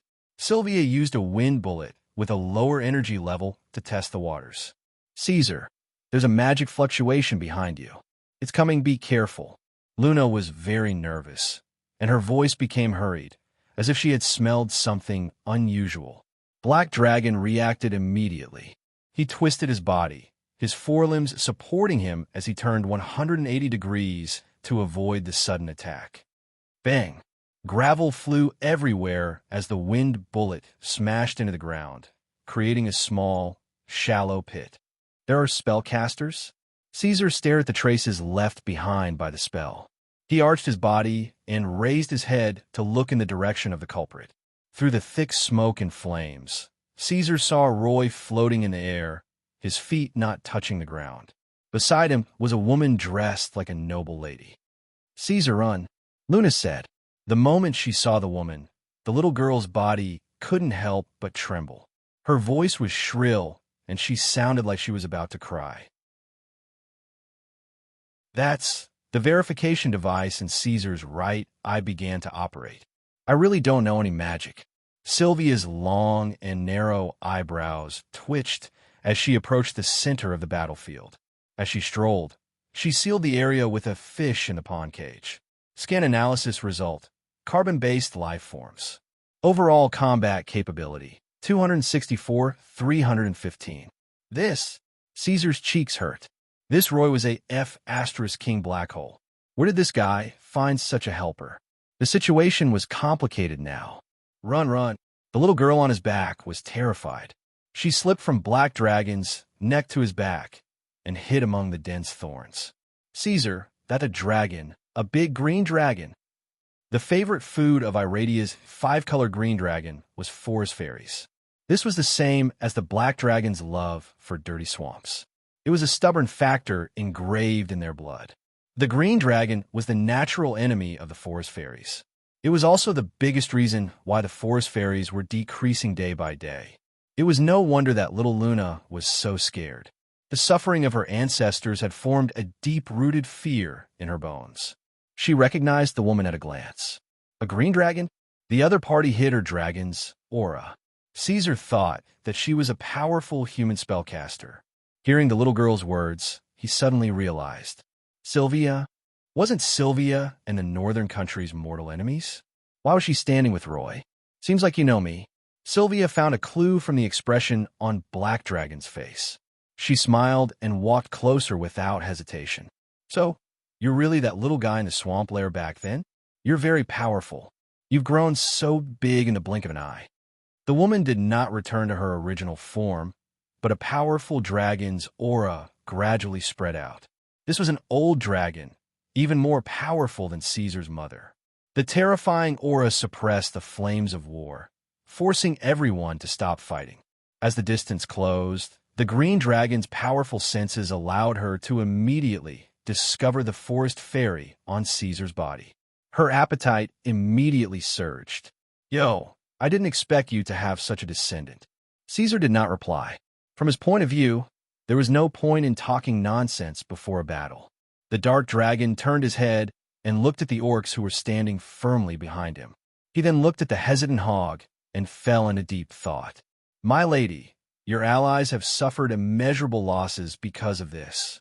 The Brindle family hopes that the culprit will be severely punished." Roy interrupted. "I'll make it up to you." Sylvia nonchalantly rejected Roy and then turned her gaze to Caesar. "Little guy, give me the thing on your back, and I can promise you that you and your descendant will join the Green Army. I'll also find a way to solve your problem of not being able to cast spells. You know, we green dragons always keep our promises." Caesar stared at the green dragon for a while, then turned his thick neck to look at Luna. As if understanding something, he used his tail to pick up the little guy hiding on his back and placed it in his front paws. Caesar don't. The forest fairy trembled, not daring to move in the black dragon's paws. Her eyes glistened with tears, and she repeatedly begged, "Don't." Caesar looked at her, then glanced at the smiling woman in front of him. He suddenly opened his mouth, extended his long tongue, and wrapped Luna up, then put her into his mouth. The black dragon did not say a word to the green dragon, but his actions were enough to make his stance clear. Sylvia paused for a moment, as if she did not expect Caesar to make such an unwise choice. She was stunned for a moment, then completely enraged and roared, "Damn it, you're just as annoying as your damn mother. I'll make you regret being born into this world." As she roared, the burning flames were immediately extinguished. The wind blew, and the mountains howled.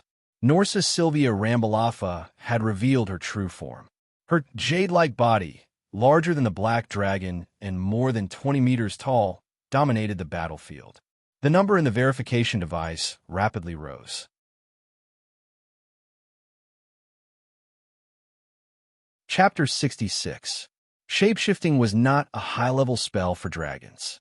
Most young true dragons could easily master it, but in the case of an alien form, the true dragon's combat power would drop by a lot, and many of the draconic spells that were originally easy to cast would also be limited. So in the process of battle, they would definitely not fight with their opponents in their alien form. The huge body of over 20 meters occupied everyone's field of vision. The green dragon's head was relatively small, but the sharp horn on its nose was 30 centimeters long. Its curved jawline revealed sharp fangs, and the spikes extended from its eyes all the way to its tail, with the highest point at the back of its head.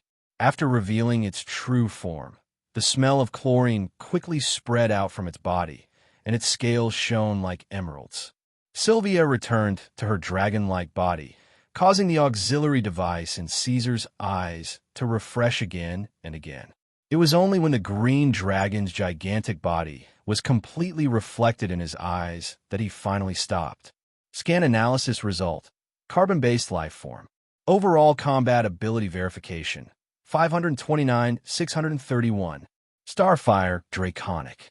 Before anyone could open their eyes from the hurricane caused by the shape-shifting, magical light exploded in front of Caesar. The spell model was drawn in an instant, and the overwhelming attack came in an instant. Reality proved that Caesar's decision to put Luna in his mouth was absolutely brilliant. The dazzling draconic spells came whistling without delay, and there was no way to dodge at all, engulfing the black dragon's body in seconds. The weak forest fairies could not withstand the aftermath of a battle between dragons. If they were still lying on Caesar's body at this time, they would undoubtedly be ignited by the starfire and turned to ashes in a short time. The elemental turbulence enveloped Caesar. In the storm, this guy's entire body became blurry, and he seemed somewhat illusory. The green dragon's terror once again shocked everyone. Whether it was its shocking physique or powerful magic, it all proved that Sylvia was the undisputed ruler of this battlefield. Behind him, Save gripped his bone staff tightly. No one would have thought that Roy would be related to the green dragon and be able to summon the mother of poisons here. Even if the orc Magus was in peak condition, he would not be a match for an elderly green dragon, let alone his current condition. Once Caesar was defeated, the consequences would be unimaginable. Sylvia let out a mocking snort that was unique to dragons. Just as Roy had said, the black dragon was a complete idiot in magic. He was drowned before he could do anything. If such a dragon-dung starfire were to hit its target, it would be enough to destroy a fully armed army. Even the blue dragons, who were known for their defensive abilities, would have to avoid such a spell. This guy actually didn't dodge. Seeing this scene, Sylvia seemed to have predicted the outcome. The black dragon's low growl could be heard from the elemental storm. Then, to everyone's surprise, Caesar slapped away the energy turbulence and strode out of it. Asterisk hiss. Asterisk wisps of green smoke rose from the black dragon's body, but there were no wounds. His scales were as hard and sharp as before, like obsidian crystals under the scorching sun, flickering with a translucent luster. Was this a joke? The soldiers under Roy were dumbfounded. The black dragon was completely unharmed after being hit by such a powerful dragon magic. This was not the case when they faced the great wizard Anthony. Roy couldn't help but turn his gaze to Sylvia, his eyes full of hesitation. This damned green dragon looked aggressive, but the result was shocking. Could it be that this guy was acting out a play? On the other hand, Sylvia, the instigator of the whole thing, couldn't help but be taken aback. She knew that she didn't hold back at all.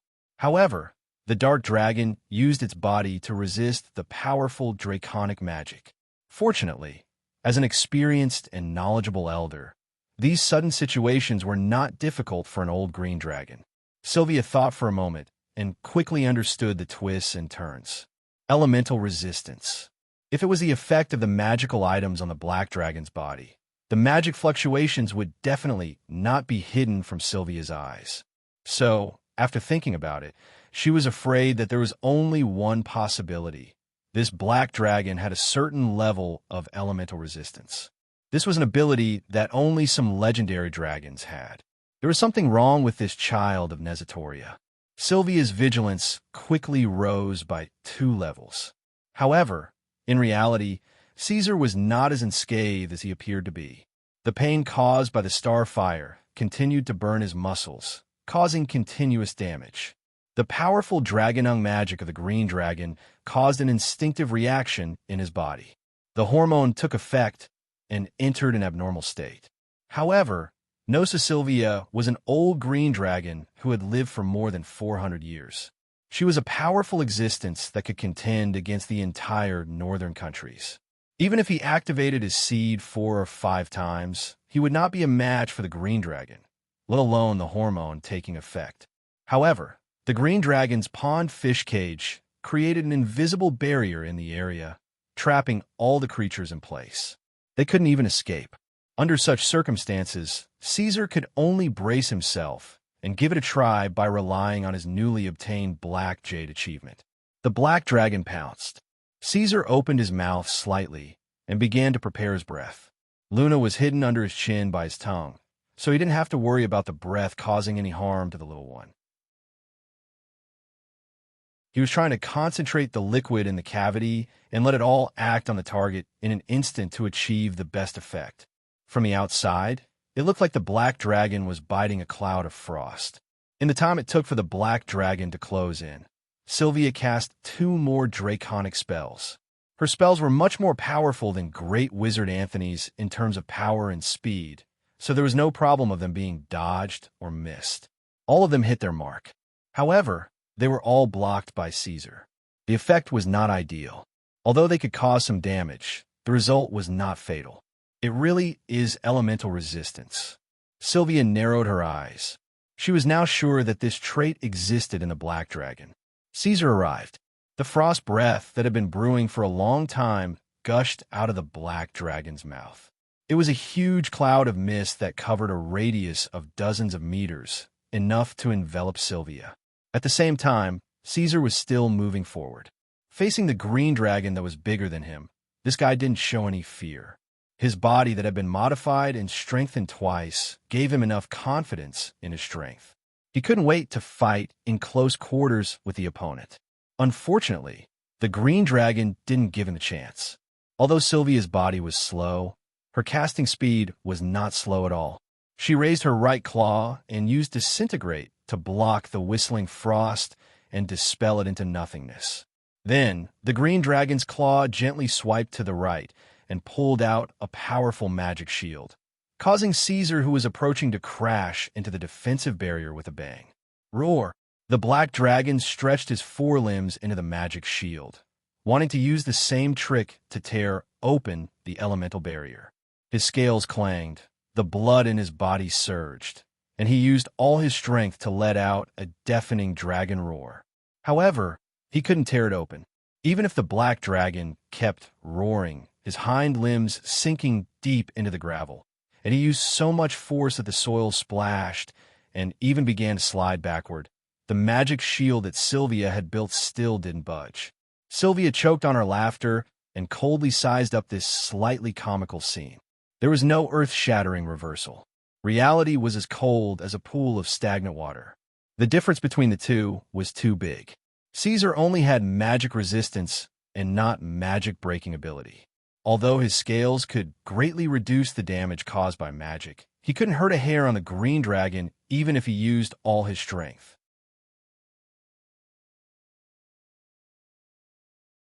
Chapter 67. After a long roar, Caesar panted heavily and took a few steps back. He slowly arched his back, and the muscles on his hind legs twisted into a ball, forming bulges visible to the naked eye. "You still want to try?" Sylvia choked on her smile. She looked at the black dragon with a scrutinizing attitude, allowing him to do as he pleased. After a short exchange, the anger in the mother of poison's heart had gradually subsided. Now, she only wanted to see to what extent this black dragon, who was different from the rest and could even spit out different breaths, could do. Iradia's scholars classified dragons as reptiles, but this black dragon's method of exerting force was more like that of a mammal. Caesar tried his best to shrink his entire body back, gathering all his strength at his waist. In the next second, the black dragon pounced out again. Sylvia's smile remained unchanged. She was choking on her laughter, waiting to see the black dragon smash his head against the magic barrier for the second time. Unfortunately, Caesar's target was not her, but Roy. In fact, after just one exchange, Caesar had already given up on the idea of continuing to attack the green dragon. With his current strength, it was impossible to tear apart the green dragon's barrier. Thus, the black dragon changed his target and chose to attack the human who had been hiding in the back. He wanted to get rid of the instigator of the entire incident. Roy was a big scourge. Caesar would never be at ease if he did not get rid of him. The black dragon's ferocity was obvious to all. It was far beyond the reach of other dragons.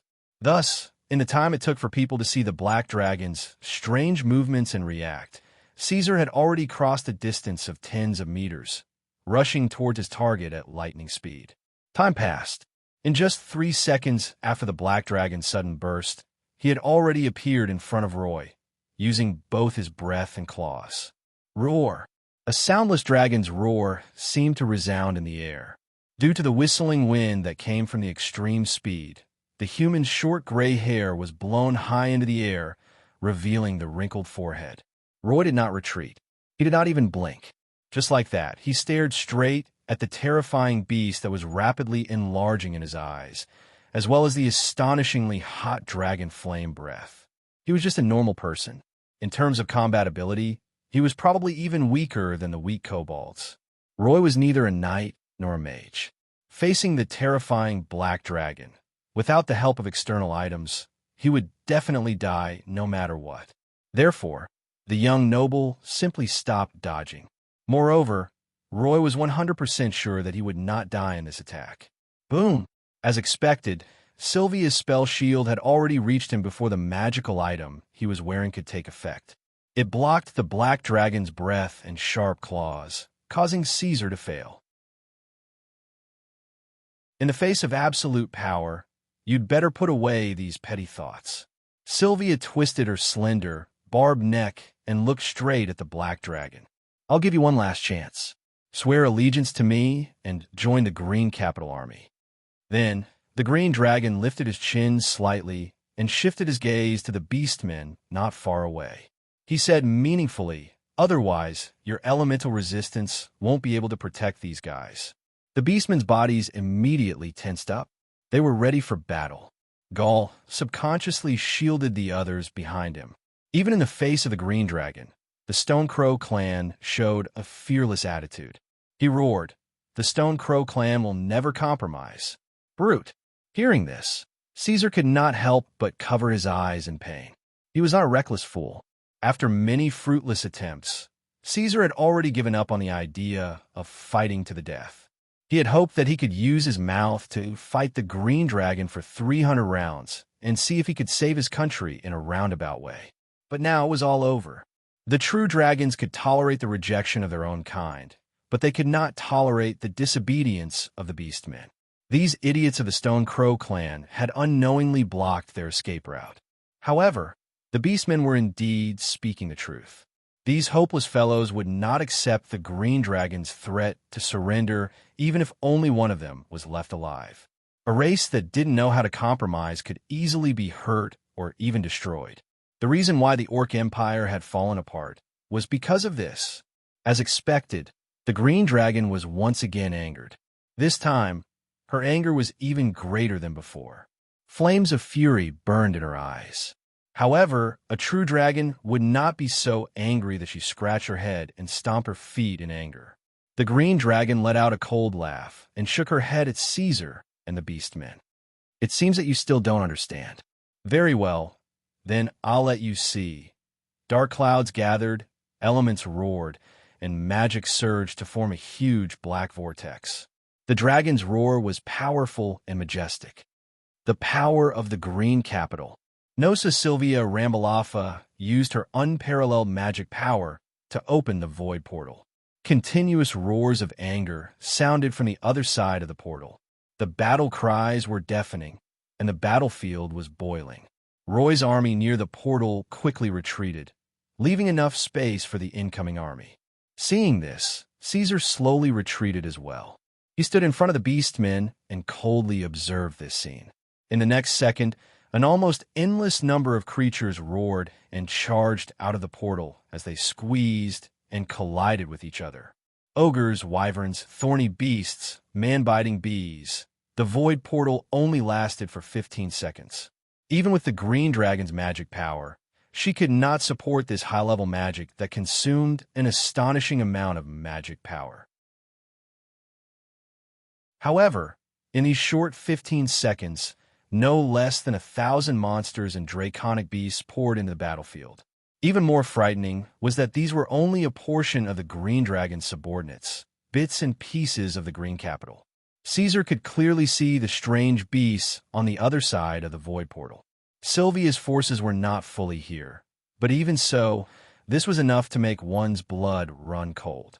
This was the true power of someone who could contend against the allied army of the northern countries.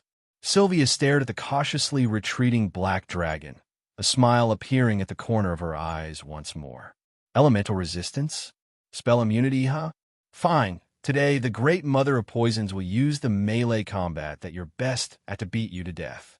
Why aren't you kneeling and begging for mercy? In fact, after Silvia put on such a display, there was no room for a good ending today. Even if the black dragon kneeled and begged for his life, these beastmen and gnolls would probably be torn to pieces by the green capital army. Caesar also understood this point.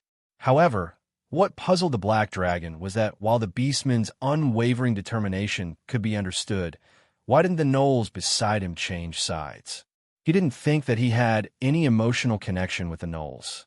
In fact, after the appearance of the green dragon, Caesar began to carefully guard against these gnolls, always on guard against them. In the end, these guys were loyal beyond Caesar's imagination. In fact, this credit should be given to Hog. This great leader of the Gnoll clan had accumulated great prestige in the clan. With just a few glances, he was able to suppress the restless gnolls. As a smart gnoll leader, Hog knew that changing sides at the last minute was not a wise move. Once he did so, whether it was in the eyes of the black dragon or the green dragon, the reputation of the Gnoll clan would not be good. Just like the black dragon said before, if you can betray your master today, you can betray me in the future. Hog did not want to be a mouse that could not gain any benefits anywhere. Hog could not follow the black dragon's path to the end, or even die for the black dragon. However, before the black dragon surrendered or died in battle, Hog would not change his mind. It would be best if the black dragon won, but if the black dragon lost and died in battle, it would not be too late for them to switch sides to the green dragon. They could also gain a good impression of loyalty in the eyes of the green dragon. As for the losses caused by the war, sorry, in the eyes of the gnolls, there was no such thing as the same race. So far, the gnolls were still firmly on the side of the black dragon. Hog, the leader of the gnolls, also stood beside Caesar with his short axe and the hair on his back erect. He expressed his attitude.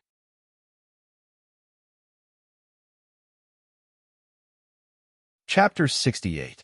Compared to the Green Army, Caesar only had 2 clans, the beastmen, and the gnolls, which seemed a little too shabby. There's no other way, Caesar thought. How am I supposed to fight? The combat standards of the two sides were not on the same level at all. Based on the current situation, even if he could stop the green dragon, he would be ground to death by this endless army of monsters. Only now did he know why Roy let go of the blockade. At that time, the captive wanted to confess. The reason why Roy let the gnolls and kobolds go to the Tulu Basin was to delay the black dragon until his ally Sylvia arrived. In fact, before this, the black dragon had already predicted the danger. But greed was the most terrible sin. In order to subdue the gnolls, he wasted a lot of time and did not retreat immediately, which led to this result. Of course, this was only Caesar's wishful thinking. He did not know about Roy's arrangements. In fact, it did not make any difference whether he retreated sooner or later. The young noble had already decided to bury his army here to force the green dragon to come. As long as the two sides fought, the result would be like this. This was a dead end, and there was no way to break out. But after thinking about it, the reason was that Caesar was not strong enough. Roy had power, capital, and backup. All of these were enough to support the young noble to win after several failures. On the other hand, if Caesar lost once, he would lose everything. The past flashed in his mind.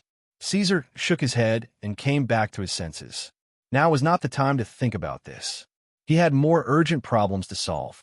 The black dragon looked around, looking for the weak points of the fish in the pond cage, trying to find a loophole and lead his remaining followers to escape. In the face of absolute power, he still had to be afraid. However, as he surveyed his surroundings, he inadvertently discovered that the beastmen had all raised their weapons, their eyes burning with the flames of war. Even the children were holding short swords and broken spears that they had picked up from the ground, ready to fight to the death. The gnolls were no exception. Under the lead of Hog, they let out a low growl. On the other side, the Green Army's beasts also bared their ferocious fangs. These fools, they really want to die. The black dragon thought. He had already chosen a suitable position and was ready to break out. Let's go. However, just as Caesar was about to make a move, he suddenly froze. His lines had been stolen by someone else, and it wasn't him who said those words. At this time, the old wizard Save, who had been inconspicuous since the attack on the army camp, suddenly spoke. He stepped forward and staggered in front of Caesar, standing in front of Black Dragon, the bone staff in his hand, which had not shone for a long time, once again. Boom! In the next moment, the old sorcerer displayed the might of a descending green dragon. His few strands of sparse hair danced wildly in the wind, and the tide of magic power was like a raging wave, rippling with gray waves. In an instant, the wind and clouds howled. What's going on? Caesar was puzzled. This was not a power that a wizard could possess. In his assessment device, the old beastman's value kept rising, and finally reached a level that was almost comparable to Sylvia's. Elemental ignition. In contrast to Caesar's confusion, the green dragon, who was also a spellcaster, was very familiar with this and saw the truth at a glance. This damned beastman had ignited his own elemental tide and obtained a great amount of magic power in a short period of time. This was a forbidden spell that even Sylvia had only heard of, but had not mastered. As a forbidden spell, the cost of using it was not something any spellcaster in Iradia could bear. Elemental ignition was an irreversible spell. This also meant that from the moment it was cast until the caster's elemental tide was completely burned away, this terrifying spell would not stop during the entire process. It meant the end of the spellcaster. How pitiful! The green dragon smacked his lips, but he was not too surprised. Even with such a terrifying spell, the pitiful beastman wizard could only barely reach his level. Wanting to rely on this insignificant ability to fight against the great mother of poisons was simply a pipe dream. Moreover, how long could the power obtained by igniting the spell last? 30 seconds? Or 1 minute? Sylvia looked down at all of this. Go! With that, the old wizard moved his bone staff horizontally, and his majestic magic power distorted the space. The teleportation portal that had disappeared not long ago reappeared. However, this time, the portal was on the side of the black dragon. "Leader!" Gaul shouted. "Go!" Save did not turn around and repeated his words. His voice was hoarse as always, and it wasn't filled with passion or hatred. It was calm like a lake that was still without ripples. Ignoring the influence of the environment, Save's tone was the same as when he was in a peaceful and harmonious clan, when he was talking to his own clansmen, Caesar and Luna. That hoarse voice was exactly the same. Incinerating storm, draconic. Of course, it was not that simple. The moment the teleportation portal appeared, Sylvia knew what the opponent was thinking. He would not let them escape so easily. Draconic magic quickly surged forth. As the most famous magical creature on the continent, the draconic magic of the dragon species was unparalleled. This time, Sylvia was not trying to squeeze out the black dragon's strength. Instead, she was trying to stop the opponent's all-out attack. The roaring, incinerating storm caused the world to lose its color, and the entire battlefield was covered in a layer of dark red. However, it was blocked. The old wizard had created a magic barrier that blocked all the meteors and flames created by the green dragon. The elemental ignition brought about an unparalleled amount of magic power, allowing the old orc to have the ability to resist the green dragon for a short period of time. Gaul did not say anything. He looked deeply at the old wizard and led the Stone Crow clan into the portal. It was true that they loved the old leader deeply, but they also knew that Sif's decision couldn't be changed. At this time, if they kept thinking about it and hesitating, they would only let down the old wizard's painstaking efforts. Falling stars, draconic.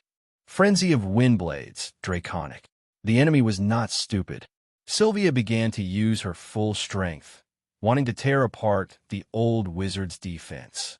When such an old green dragon used all her strength, the scene was extremely terrifying. At the same time, the Green Army also launched an all-out attack. The roars of the ogres and the screeches of the wyverns filled the battlefield. The surging attacks were blocked once again. Caesar saw an illusory blue flame burning on Save's body. Starting from his arms, his flesh began to peel off. His elemental tide was close to drying up. All that was left was his life. After all the orcs left, Save turned his head and smiled at the black dragon. "Sorry, we can't fulfill our promise, Lord Orderonzo." Before Caesar could reply, the old wizard's bone staff that looked like it was about to break apart finally shattered. The illusory blue flame on his body surged wildly, and his figure blurred.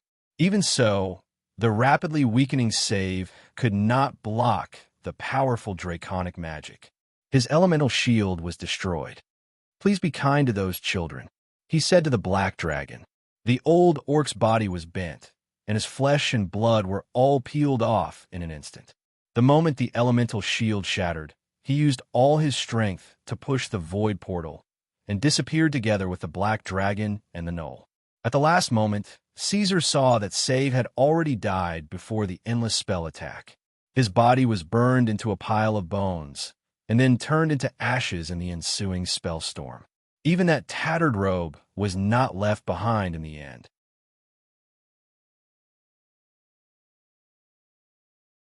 Chapter 69. The storm of magic swept past, leaving only nothingness. The Green Capital Army missed. Damn it! Sylvia followed closely behind. Looking at the elemental ripples in the air, she cursed in a low voice. Originally, after the green dragon appeared, the great mother of poisons had been in control of the situation. As an old dragon who had lived for more than 400 years, the occasional unexpected situation did not trouble Sylvia at all. She had always held a condescending attitude, looking down at the black dragon and its pitiful and weak kin. But now they had actually escaped. Right under her nose.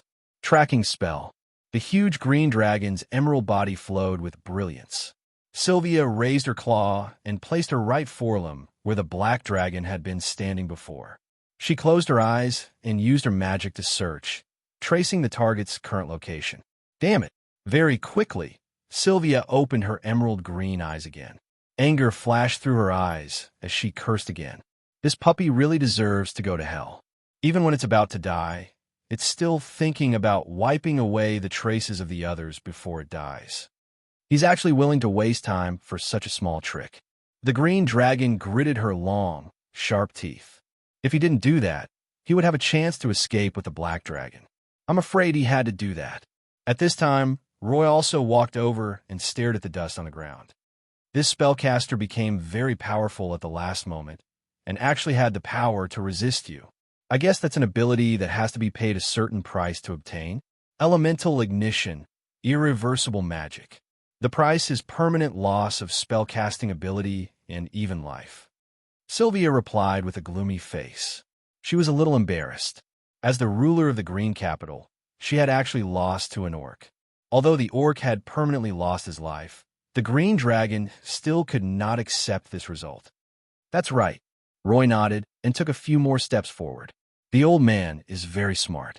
He must know that if he doesn't leave behind these traces, you will soon find them again. Don't tell me the black dragon can teleport again after he loses his power? Oomph. The mother of poison turned her head to look at Roy, her nose twitching as she let out a snort unique to dragons. Brat, he did the right thing, but that's just creating trouble for us. I can't track down the black dragon's exact location right now. Sylvia felt a little uneasy. Logically speaking, the master of Green Capital, who was powerful and had strong wings, would not care about a weakling who had fled with his tail between his legs. But this time, she had a bad premonition. The mother of poison had made many enemies over the years, and one of her enemies, Nezatoria, was directly related to that orc just now. However, the mother of poison did not care much about Nezatoria. She was just a reckless and cruel idiot. In comparison, Sylvia was more afraid of this black dragon who had just escaped from under her nose and was incapable of magic. This guy was definitely a disaster. Be it its dragon-like body that was unbelievably fast and strong, or the elemental resistance it displayed, or the breath of fire and ice that would never appear on a black dragon. All of these prove that this black dragon was undoubtedly a freak. It was no exaggeration to say that it was a completely different species from the other black dragons. Compared to its mother, this strange dragon's threat level was several times higher. How many years had it been? This guy had already grown to its mother's level, and its body was definitely stronger than Nezatoria's. What would happen in a few more years? Fortunately, it did not know magic. Sylvia comforted herself, and the uneasiness in her heart lessened. Untraceable? You must be joking. Roy smiled and waited until Sylvia's gaze was attracted to him before continuing. There must be a distance limit for a teleportation spell like this, right? Even if it's you, I'm afraid you can't directly teleport something thousands of miles away here. There is indeed a limit. Sylvia was attracted by his words and nodded with rapt attention. Even I can only teleport within a range of 100 miles at most. Is that so? Then let's assume that the old thing had the same ability as you before he died. Roy squatted down and picked up a short spear from the ground. He brushed the dust in front of him and marked a point on the ground. This is our current position. Then, with this point as the center, he drew a rough circle. This is a distance of 100 miles. The black dragon must be within this range. Next, you only need to send your Green Capital army to search this area without any blind spots. This should not be too difficult for you to do. Roy stood up again and threw away the short spear. He patted his hands up and down and wiped the dirt off his palms. Of course, this is only the current distance. As time passes, the range will become larger and larger. If the black dragon is smart enough, it is likely that it has already begun to escape. So you have to find it and kill it as soon as possible. The Brindle family has suffered heavy losses and is now unable to support itself. Please forgive my incompetence for not being able to provide help to our allies. Roy placed his hand on his chest and bowed to the green dragon apologetically. There was no element of falsehood in this sentence. After this battle, his elite soldiers were almost completely exhausted, and he really did not have the strength to participate in the search for the black dragon. I will leave this matter to you. I must rush back to Kaki and receive my punishment from the Count. Roy called over his remaining 100 soldiers and mounted his horse. Farewell, my lady. I wish you success in your hunt. Oh, Roy rode a few steps before suddenly turning back. We cannot let the outside world know of the relationship between the mother of Poison and the Brindle family. So leave these gossipy adventurers and mercenaries to the Green Capital Army. It seems like your family members are also a little impatient. As for the crime, I will place it on the Black Dragon's head for you. After handing over all the tasks, the young noble squeezed his horse's belly and galloped back to Khaki, the border of the Lying Dukedom in the north. Seeing Roy's back gradually disappear from her sight, the mother of Poison, Sylvia, finally shifted her gaze. She raised her chin at the adventurers and mercenaries huddled together in the corner of the pond fish cage for warmth. The ogres and wyverns immediately roared and pounced forward. Escape. Those that can't kill me will only make me stronger. My anger grows in hatred and burns in pain. Reward. Body modification. Full automatic control module.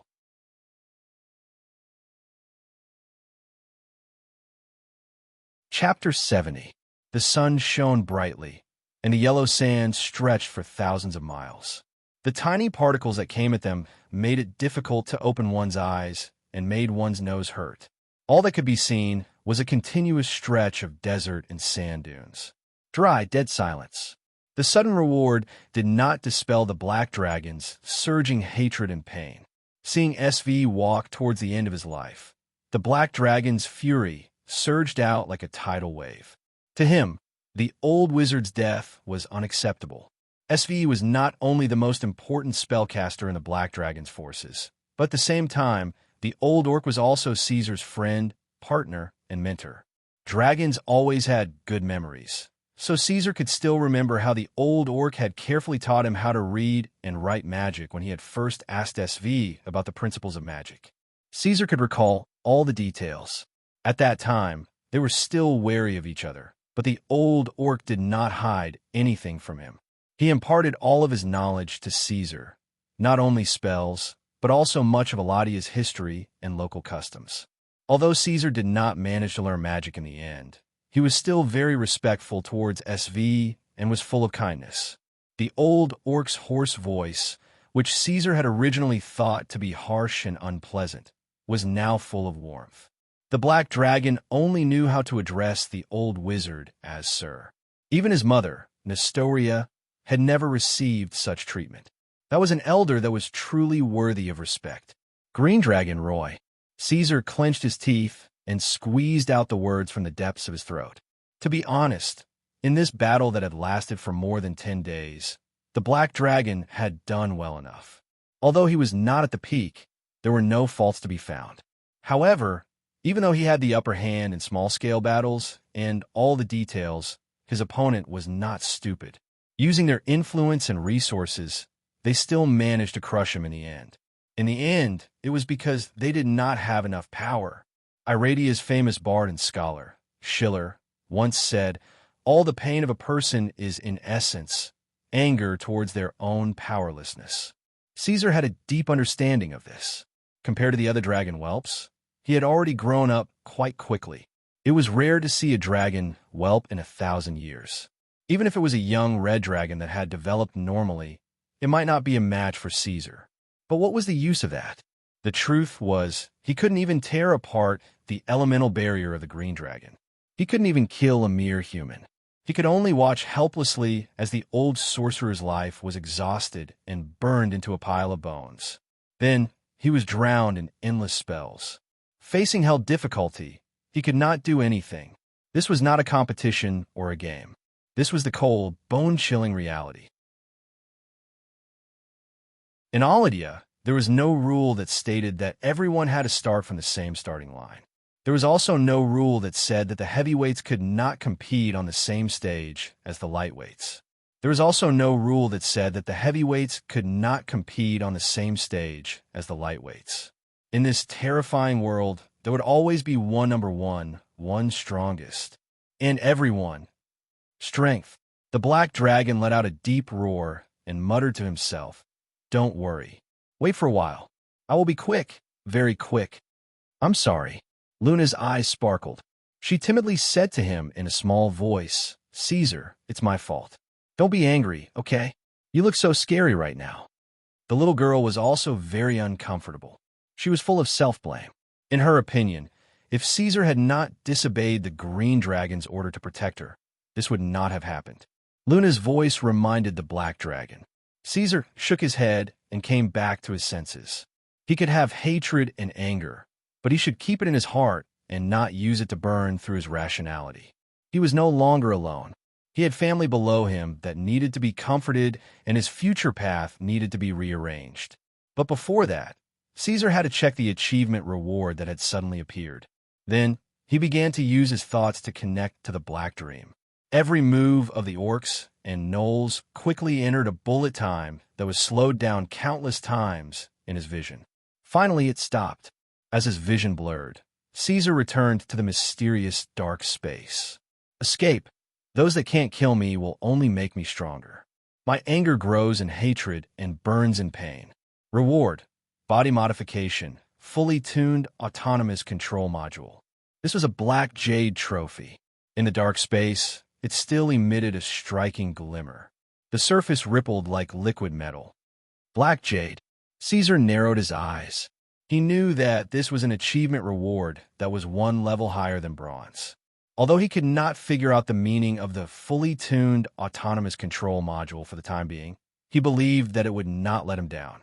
Previously, the only reward of the same level was black jade magic resistance, which gave Caesar an incomparably powerful magic resistance and gave him a fixed 60% damage reduction. How terrifying was this ability? It was so terrifying that even when facing the green dragon that was several times stronger than himself, Caesar was not directly beaten down by the other party's draconic magic. The green dragon even needed to summon its kin to solve his problem. This was unimaginable among the native dragons of Iradia. It was like a fantasy story. Whether it was a Penachet dragon, a metal dragon, or a neutral gem dragon, they would not have more than 20% magic resistance at most. This could only happen to some of the legendary dragons that lived in the Outer Realm. Then, as an achievement of the same level, the effect of the new reward should not be too bad. Caesar reached out his claws and touched the black jade trophy. Just like in the past, it shattered upon contact. The trophy exploded instantly, turning into countless colorful light spots. Then, at an even faster speed, they converged and surged into the black dragon's body. But this time, Caesar had a completely different experience. It was as if he had been enlightened, and also as if he had been reborn. His thoughts became clearer than ever. In just a few minutes, he had a far greater control and understanding of his own body than before. Now he could see every blood vessel and muscle in his body. Those injuries that were overly worn out in battle, and those burning pains that were left behind from resisting magic, were all visible at a glance.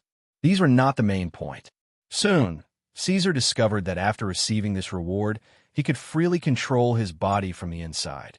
For example, he could control the speed of his heartbeat, the speed of his blood flow, as well as the secretion speed of the fluid in his cyst cavity, and control the active effects of his emergency hormones. This was the meaning of autonomous control.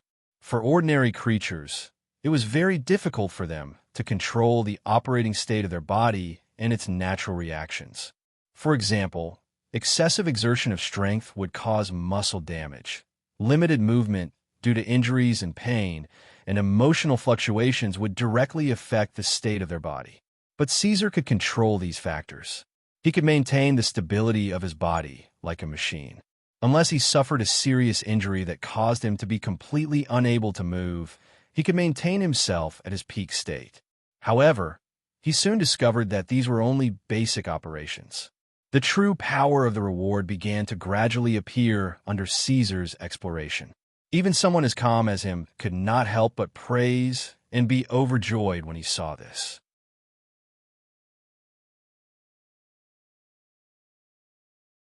Chapter 71.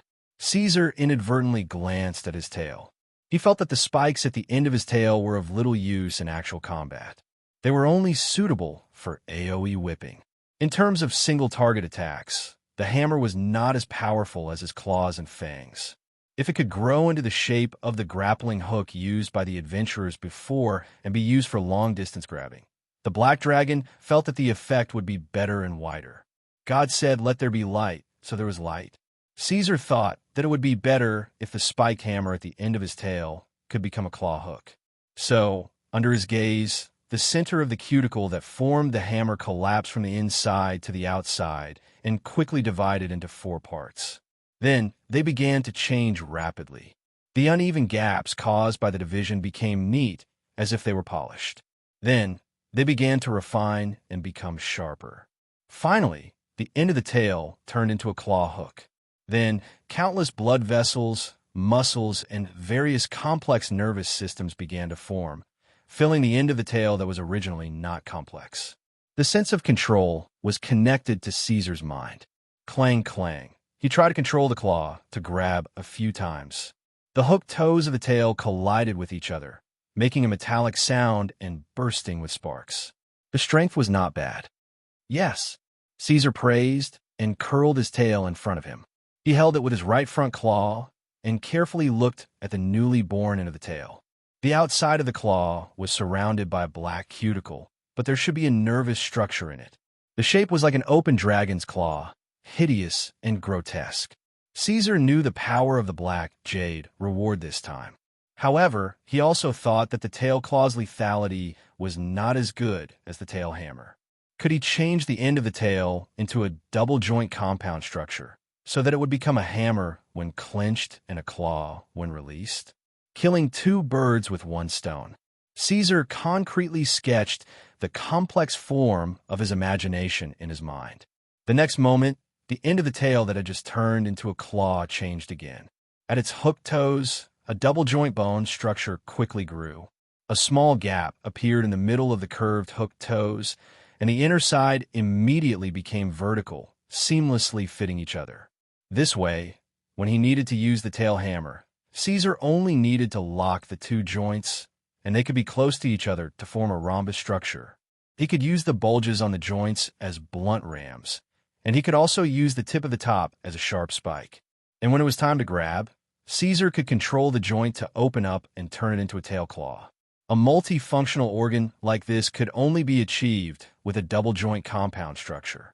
If there was only one joint, the tail claw would lose its gripping ability. Due to the vertical inner side, it could only spread out or close. The same was true when Caesar only controlled one joint.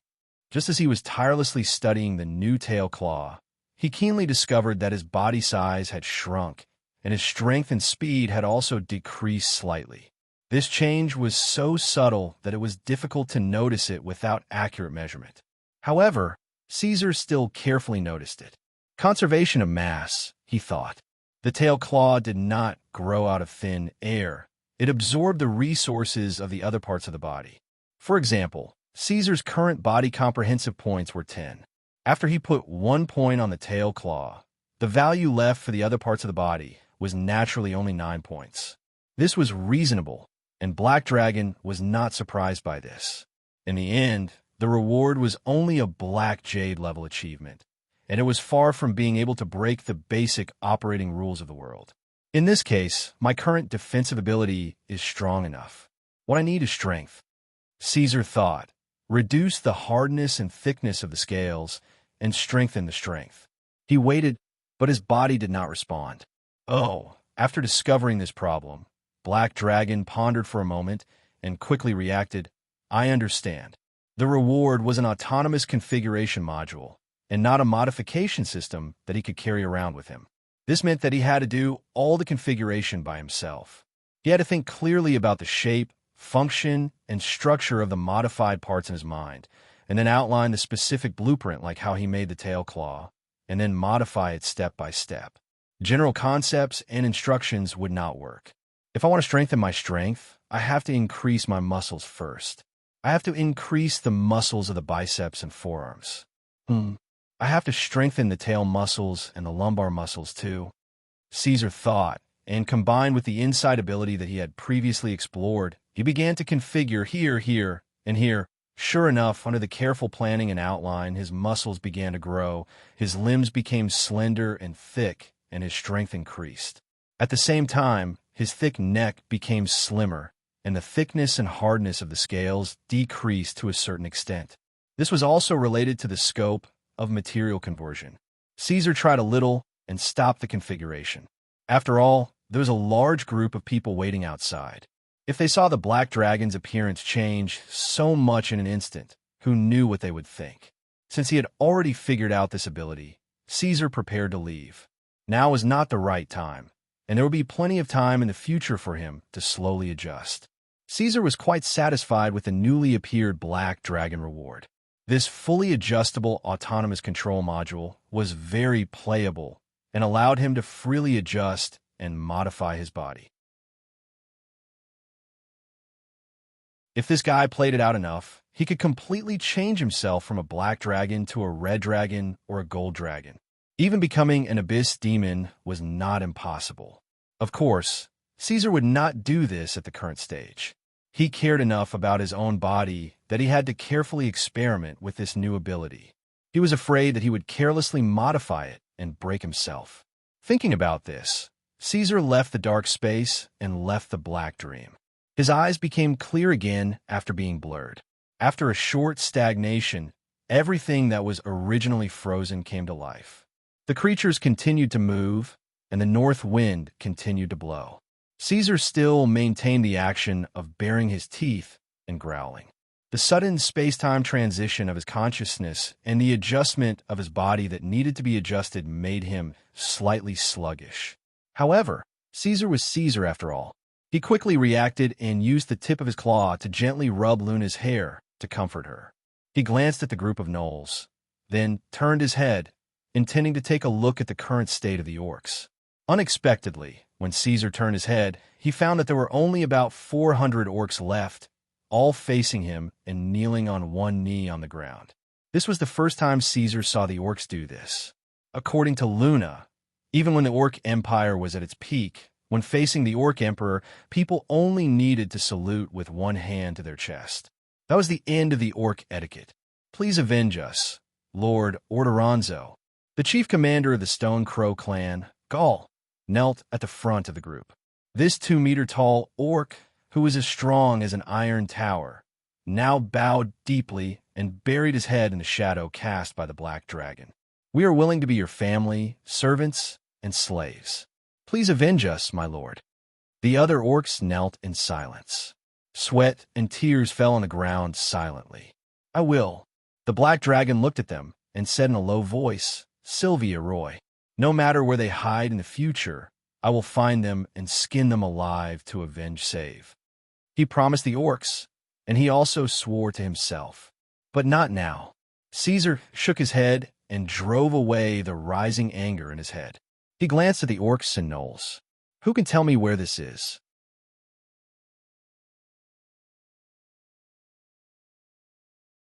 Chapter 72. This should be the Theron Gobi, my lord. The beastmen stood up. I once went to the Mostel Grand Canyon and climbed to the peak with the flying apes. From there, I looked down at the Gobi Desert. As he spoke, he raised his head and looked around. Then he pointed in a direction. Look, you can still see the outline of the Grand Canyon. Dragons had a much wider field of vision than beastmen. Caesar looked in the direction the beastman pointed. His gaze pierced through the vast expanse of sand and dust. Olcash could only vaguely make out the outline, but the black dragon could see it clearly. As far as the eye could see, the winding and steep valleys were majestic and grand. This was the only scenery that could be seen in the desert. That was where the flying apes lived, and it was also a natural fortress that cut off the path that the northern countries had to pass through to reach the wilderness and the green capital. The old wizard can't control the location of the teleportation. The skin on Caesar's forehead wrinkled. Why did you let us come here? Before this, they had already discussed with each other and prepared to head to the unknown west to avoid the humans and the green capital. In the end, the old wizard sent them to the south. The Theron Gobi Desert was desolate and deathly silent. Its resources were even more scarce than the wilderness, and it was not an ideal place to live. Moreover, This place bordered the northern kingdoms. Human cavalry could reach here in half a day. The old chief probably wanted us to seek help from the flying apes. Our relationship with the flying apes has always been good. Old Cash continued. No. The black dragon shook his head. This was a wrong decision. At the time, the situation was urgent. Save probably didn't have time to think carefully. Roy and Sylvia would have immediately started searching this large area. The Therengobi Desert and the Mostel Grand Canyon would not have escaped their eyes. Even if the gods descended from the heavens and allowed them to avoid the search of the green dragons and Roy and take root here, what could the Flying Ape clan do with just themselves? This region was extremely lacking in both resources and population. There was no room for development. We have to go west, Caesar said. Let's go now.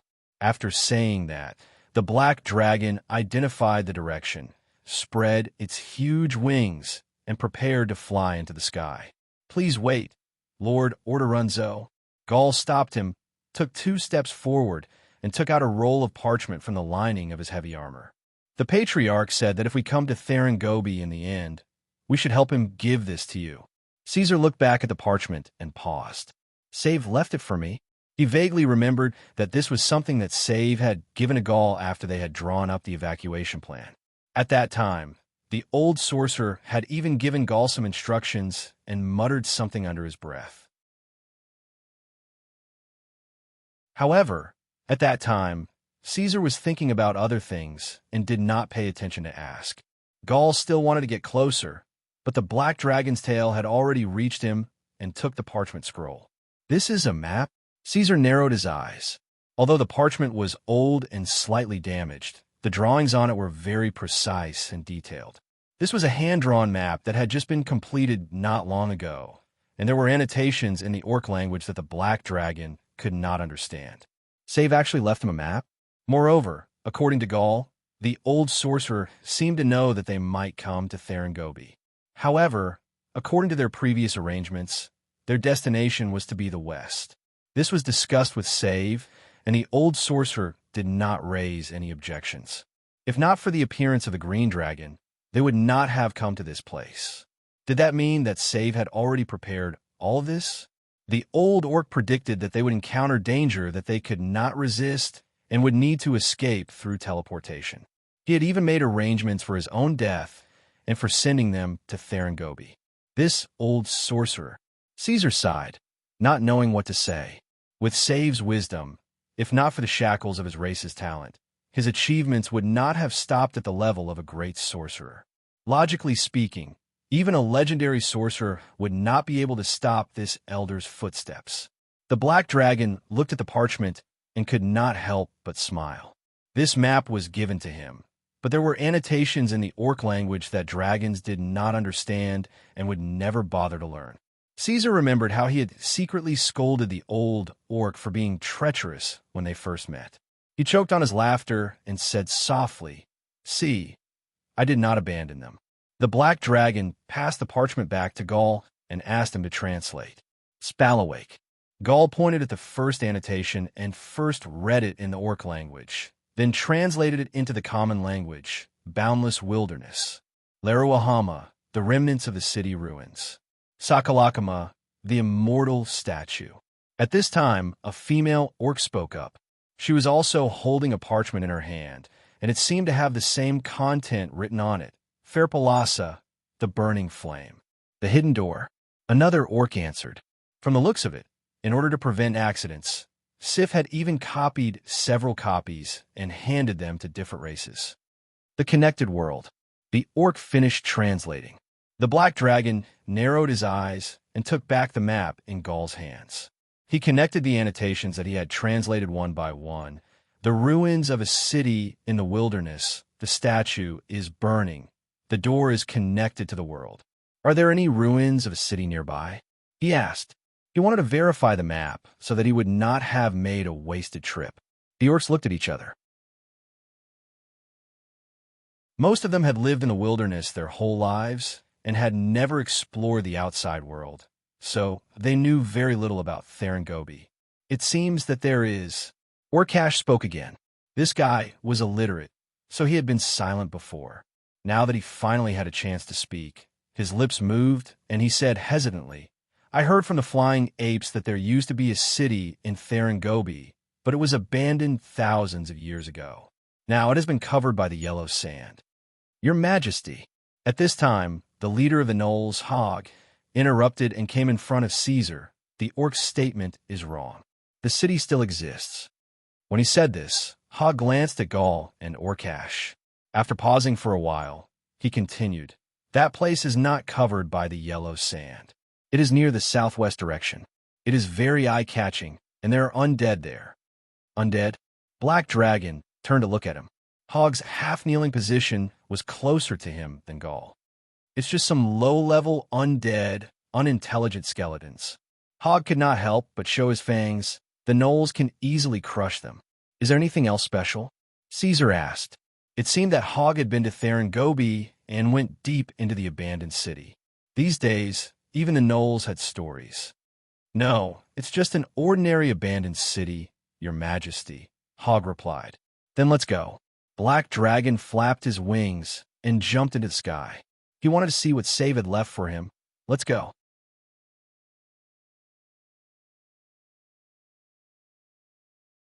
Chapter 73. It was a dry and desolate land with no signs of life. There were only low hills and barren fields that were weathered by the wind. Caesar flew at a low altitude. His huge wings stirred up a whistling hurricane, stirring up yellow sand in the desert and creating a dust storm wherever he passed. Time was of the essence. Not only did he have to find a location that Sif had pointed out, but he also had to explore it as soon as possible. There was neither a well nor a sweet spring in Gobi. There were only dry and stagnant pools exposed to the scorching sun.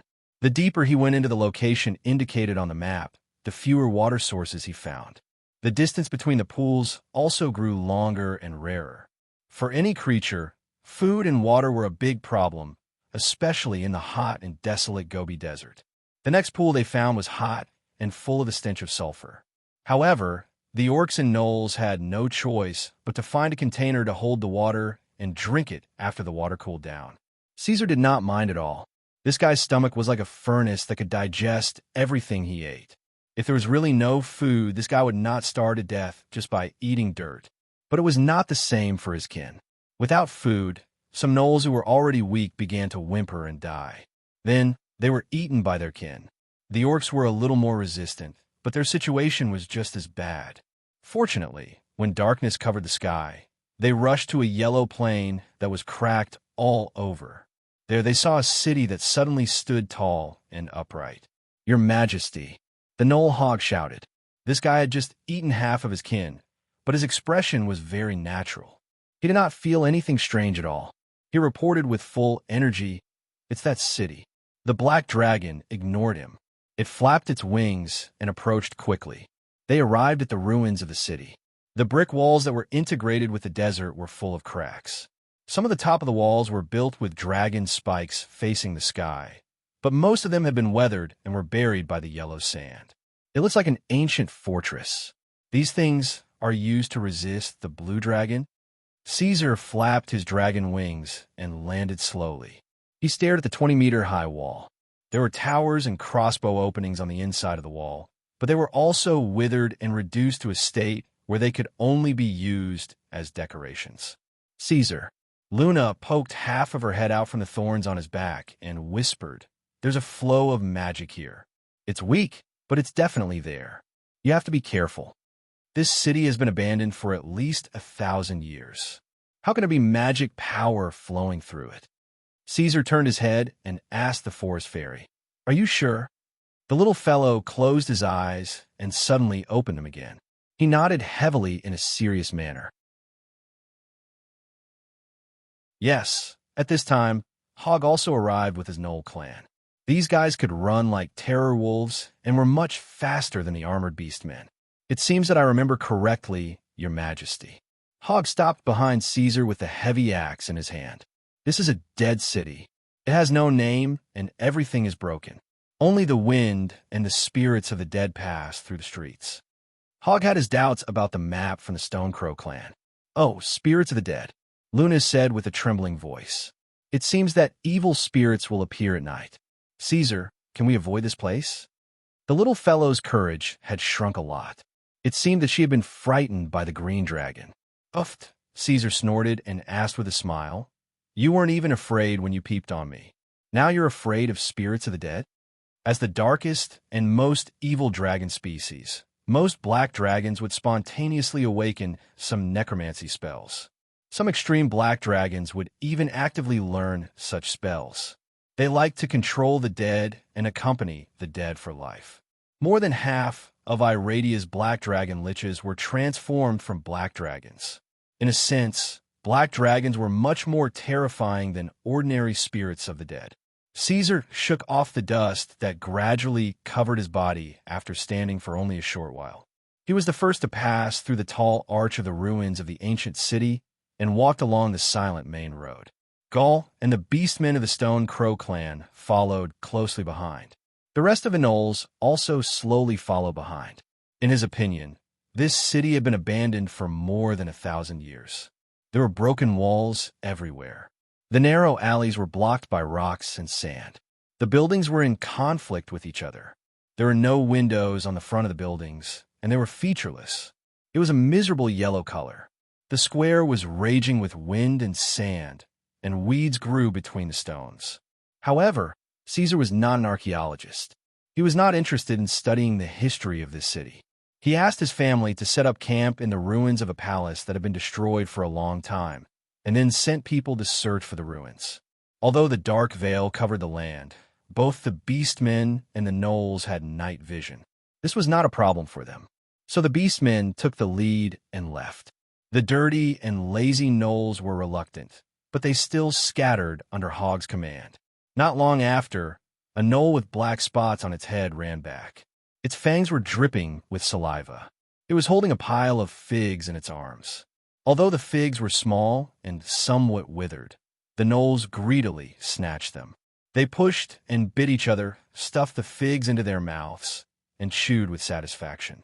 Later, the rest of the searchers came back one after another. Some beastmen found fruit trees in the secret garden of the Lord's district. Although most of them were withered, they found a living vine with green grapes hanging on it. Orgash found a well. The water in the well was cold and clean. Gaul was attacked by the unintelligent skeleton.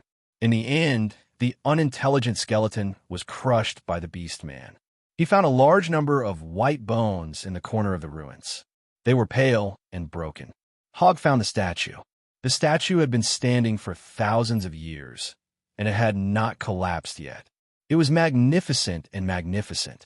It was a huge humanoid creature that was purely carved out of granite. It was taller and bigger than Caesar. The humanoid creature was naked, but its right arm was covered with thick shoulder armor. There was a horn emblem on its belt. Its right hand was holding a long-handled battle axe, and its left hand was holding a war flag. Its ears were small and narrow like the elves. Its 4 jaws were protruding from its mouth. There was a scar on its eye. Its hair was tied up behind its head, and the rest was messy on its face. Ancient Beast Man. Caesar narrowed his eyes and judged softly. This statue should be a Beastman hero from the epic era. At that time, the male Beastmen still had long hair and narrow ears. Now, the Beastman's ears had degraded to the size of a human's. Caesar glanced at his Stone Crow clan members. Almost all of them were bald. Humans would never allow Beastman statues to be built in their cities. So, this was in Beastman Fortress? A product of the Beastman Empire?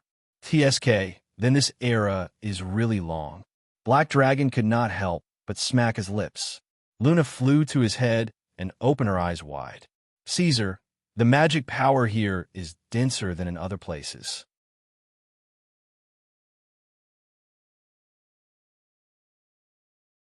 Chapter 74. Is that so? Caesar responded, and the end of his tail folded into a rhombus tail. He swung his tail and whipped it directly at the ancient orc statue. Bang!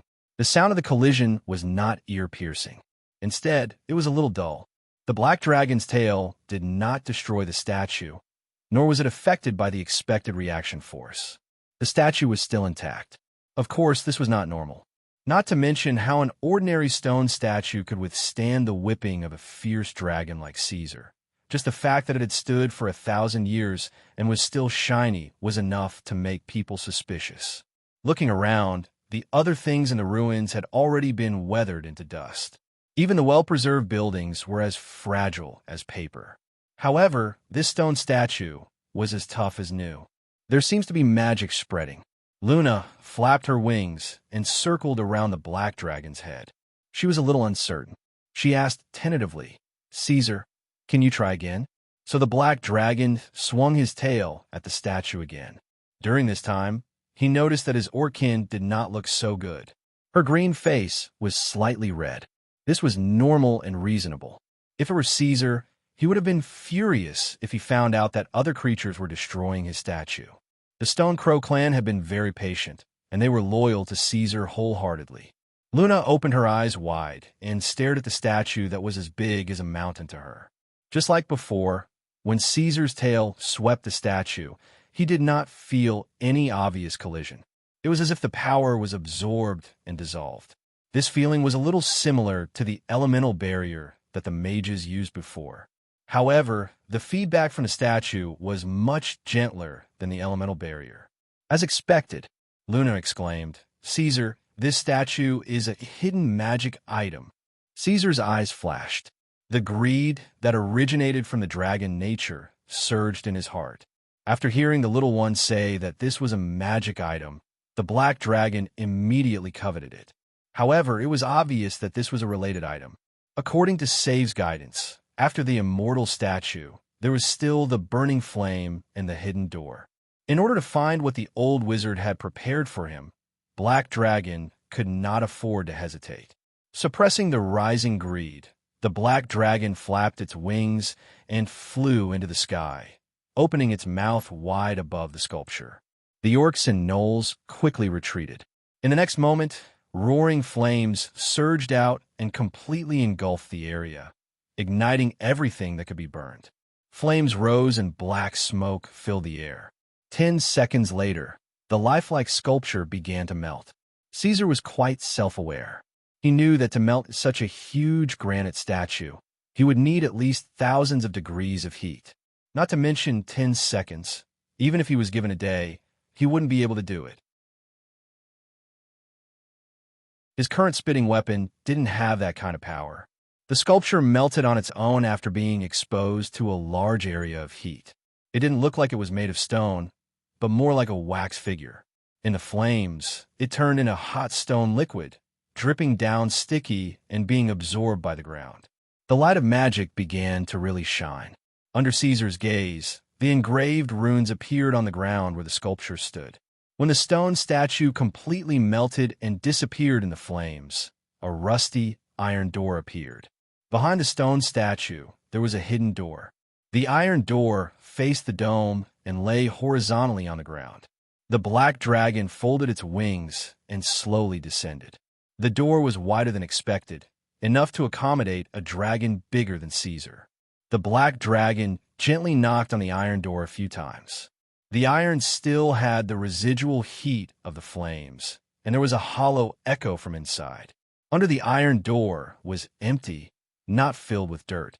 Caesar couldn't help but imagine what an iron door that was carefully hidden by the orcs meant. Perhaps thousands of years ago, when the lord of the fortress of the Orc Empire was preparing to leave, he decided to hide his wealth and disguise it. He might even have drawn a map for his descendants. Unfortunately, in the long years, the treasure map passed through several hands and finally fell into the hands of the lucky black dragon. Enough! This isn't the Count of Monte Cristo. Moreover, if it was really a treasure, the old wizard would have led the orcs to excavate it when the Stone Crow clan didn't even have food to eat. The hidden door connects to the world. Caesar carefully examined the iron door under his feet. Safe's comments ended here. The black dragon wasn't sure what this so-called world was and whether it was dangerous. Bottomless abyss? Bator hell? It shouldn't be. No matter how intelligent and powerful the old wizard was, he shouldn't be able to come into contact with things of that level due to the limitations of his power as a great wizard. Moreover, Caesar was leading the orcs of the Stone Crow clan. If there was really great danger, Save would never let them go or even guide them there. Thinking about it, the black dragon gently pushed the door. It was effortless, and he didn't think of any sacrificial ceremony. The iron door suddenly opened in the hoarse sound of metal rubbing against each other. The fine wind immediately blew on Caesar's body. It was dark below, and the smell of decay filled the black dragon's nostrils. There was movement of air. It seemed that there was more than one exit. Caesar, the magic power is dissipating. Luna blinked her eyes. That magical item was destroyed and disappeared. The black dragon felt a little sad, but this feeling only flashed in his heart. He didn't know the specific purpose of that magical item, so he naturally didn't care too much about it. The darkness was not a problem for them. Caesar took the lead and went into the huge hole. In the dark vision of the black dragon, the passage was wider than the hole, and it was enough for him to turn around. The two walls and the ground were directly cut and polished from limestone. Although the texture of the stone was rough, the smoothness was surprisingly high. It seemed that the person who cut this place had put in a lot of effort. There were even relief carvings on the walls, but most of them were crudely carved, and the images were ugly. It seemed that the passage was also made by the orcs. The humans, dwarves, and elves wouldn't allow such crude skills. The passage was getting lower and lower. With the speed of Black Dragon's footsteps, he still couldn't see the end after walking for nearly 10 minutes. At first, he was cautious, guarding against the traps that might appear in the passage. Later, he found that it was a complete waste of time. The simple-minded orcs would never think of doing such a thing. According to this situation, I'm afraid that we'll have to go to the center of the earth. Is Iradia around? Come out from the other end? The Black Dragon, who came from a new world, was whimsical. The passage was steep, and they kept going downhill. However, the air was still abundant, and the gnolls and orcs didn't seem to feel any discomfort.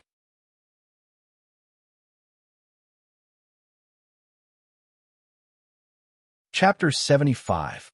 Could it be that this is a hidden refuge passage? Caesar thought it was possible when he thought about the hidden nature of the entrance. However, he immediately dismissed the idea after moving forward for another 200 meters. Black Dragon stopped abruptly. He smelled the smell of corpses. They were not fresh, but dried corpses that had been weathered for many years. They were full of mold. Caesar bent down and lowered his center of gravity. This guy was like a cat, moving stealthily with his front and back limbs alternating. After turning a corner, he finally knew where the rotten smell came from when he opened the steel door. As far as the eye could see, the dark tunnel was filled with corpses and bones. They were lying in a disorderly manner, and a very terrifying smell drifted out from within. Caesar did a rough count. There were at least 200 skeletons in front of him, and the deeper he went, the denser the skeletons were. It seemed that if he went further down, he would see more skeletons. These weren't just the corpses of beastmen or even humanoid creatures. Among the mountain of white bones, there were a large number of reptilian creatures with thick bones and strange skeletons. Some of them even had wing bones. It seemed that they could fly when they were alive.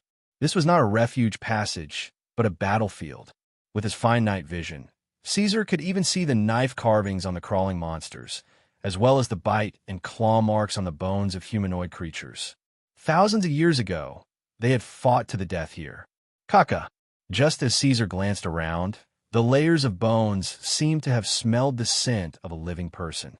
A few of the skeletons struggled for a while and stood up again with the sound of bones twisting. They carried their weapons when they were alive and staggered toward the Black Dragon.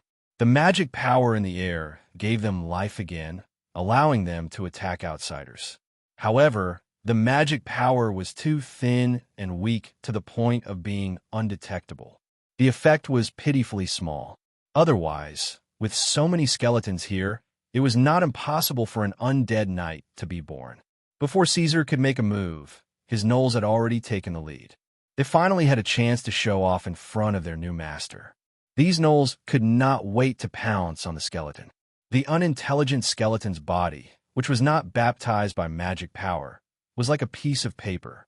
In an instant, the gnolls were torn to pieces by the gnoll's sharp claws and fangs, scattering bones everywhere. They continued down.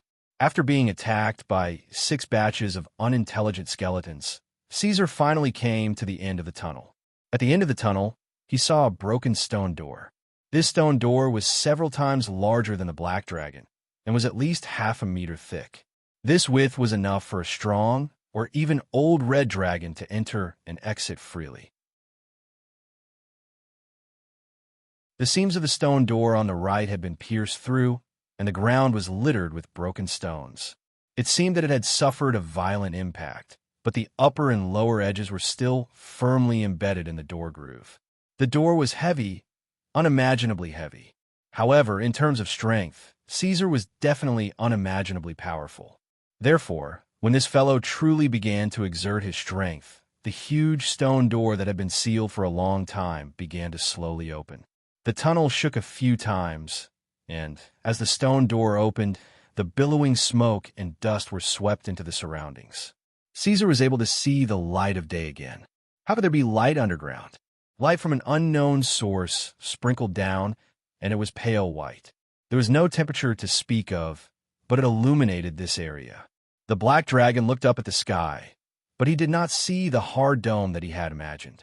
Instead, he saw a gray, cloud-like thing. Then he saw plants in front of him. They were growing amazingly, luxuriantly, but very deathly still. The speed of the surrounding air circulation was almost stagnant. Everything in front of him was extremely unscientific. In the depths of Iradia, there was actually such a large space that seemed to be nurturing life. This was not the bottomless abyss or the hell of Bator, but more like the underground world. The Underdark? Caesar guessed. He remembered that when he was chatting with the old wizard, he had heard him mention similar words. It was rumored that there were countless magic nodes under Iradia, and each magic node was connected to a small dimensional world. It was called the Underdark by the native intelligent creatures of Iradia. "I smell blood, your majesty." Hogg approached the black dragon and twitched his nose beside him. There are living things in this place. The gnoll's sense of smell was more sensitive than that of dragons. It was said that they could smell every scent in the air.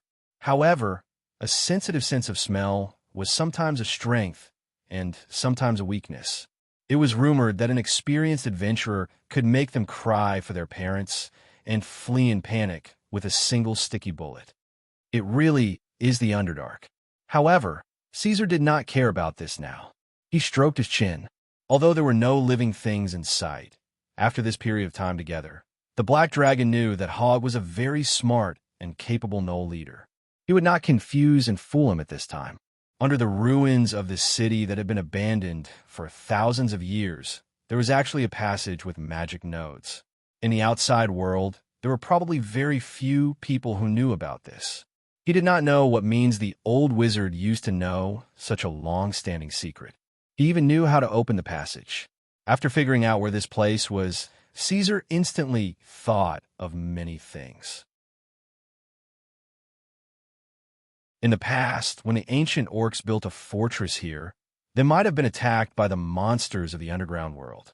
However, the orcs at that time were many times stronger than they were now, so they repelled the monsters and drove them all the way back to their nest. The standing ancient orc statue might be some kind of seal used to prevent the underground creatures from attacking again. It should be noted that the creatures of the Underdark were no different from a scourge to any species on the continent. The monsters among them were chaotic, violent, and extremely aggressive. They were almost synonymous with evil and cruelty. Even the evil creatures native to Iradia could not get along with them. Wars would break out. Any kind or neutral species would not let the creatures of the Underdark enter Iradia. They would find ways to seal the magic nodes and block the passage. However, the Penishade dragons were an exception. To the evil Penishade dragons, especially the red dragon, all the creatures of the Underdark were excellent subordinates and claws. The monsters of the underground world lacked magic abilities, but their bodies were very strong. Moreover, They pursued power and greatly worshipped creatures with a ferocious physique and great strength. This was simply a blessing for the red dragon. The reason why the red dragon could become the well-deserved leader of the Penishade dragons was not because of their half-baked magic abilities. Some red dragons' magic abilities were even worse than the black dragons, but because of their great strength as the crown dragons. Even the strongest gold dragon among the metal dragons was slightly inferior to the red dragon in terms of strength. Moreover, from the looks of it, the ferocious red dragon also fit the definition of a leader for the races of the Underdark. This was something that no other dragon species, including the legendary dragon species, could achieve. Therefore, nearly one-third of all the magic nodes in Iradia that were known to be connected to the Underdark were occupied by the red dragon. The ease with which they captured the monsters of the underground world made the other Penishade dragons jealous. Some of the more famous red dragon even occupied 2 or 3 such underground worlds. However, if a red dragon of the same age encountered a Caesar, it would probably be pressed to the ground and beaten up. In that case, Save had found a good place for him. At least until now, the black dragon had not seen a creature that could compete with him in terms of strength and physique.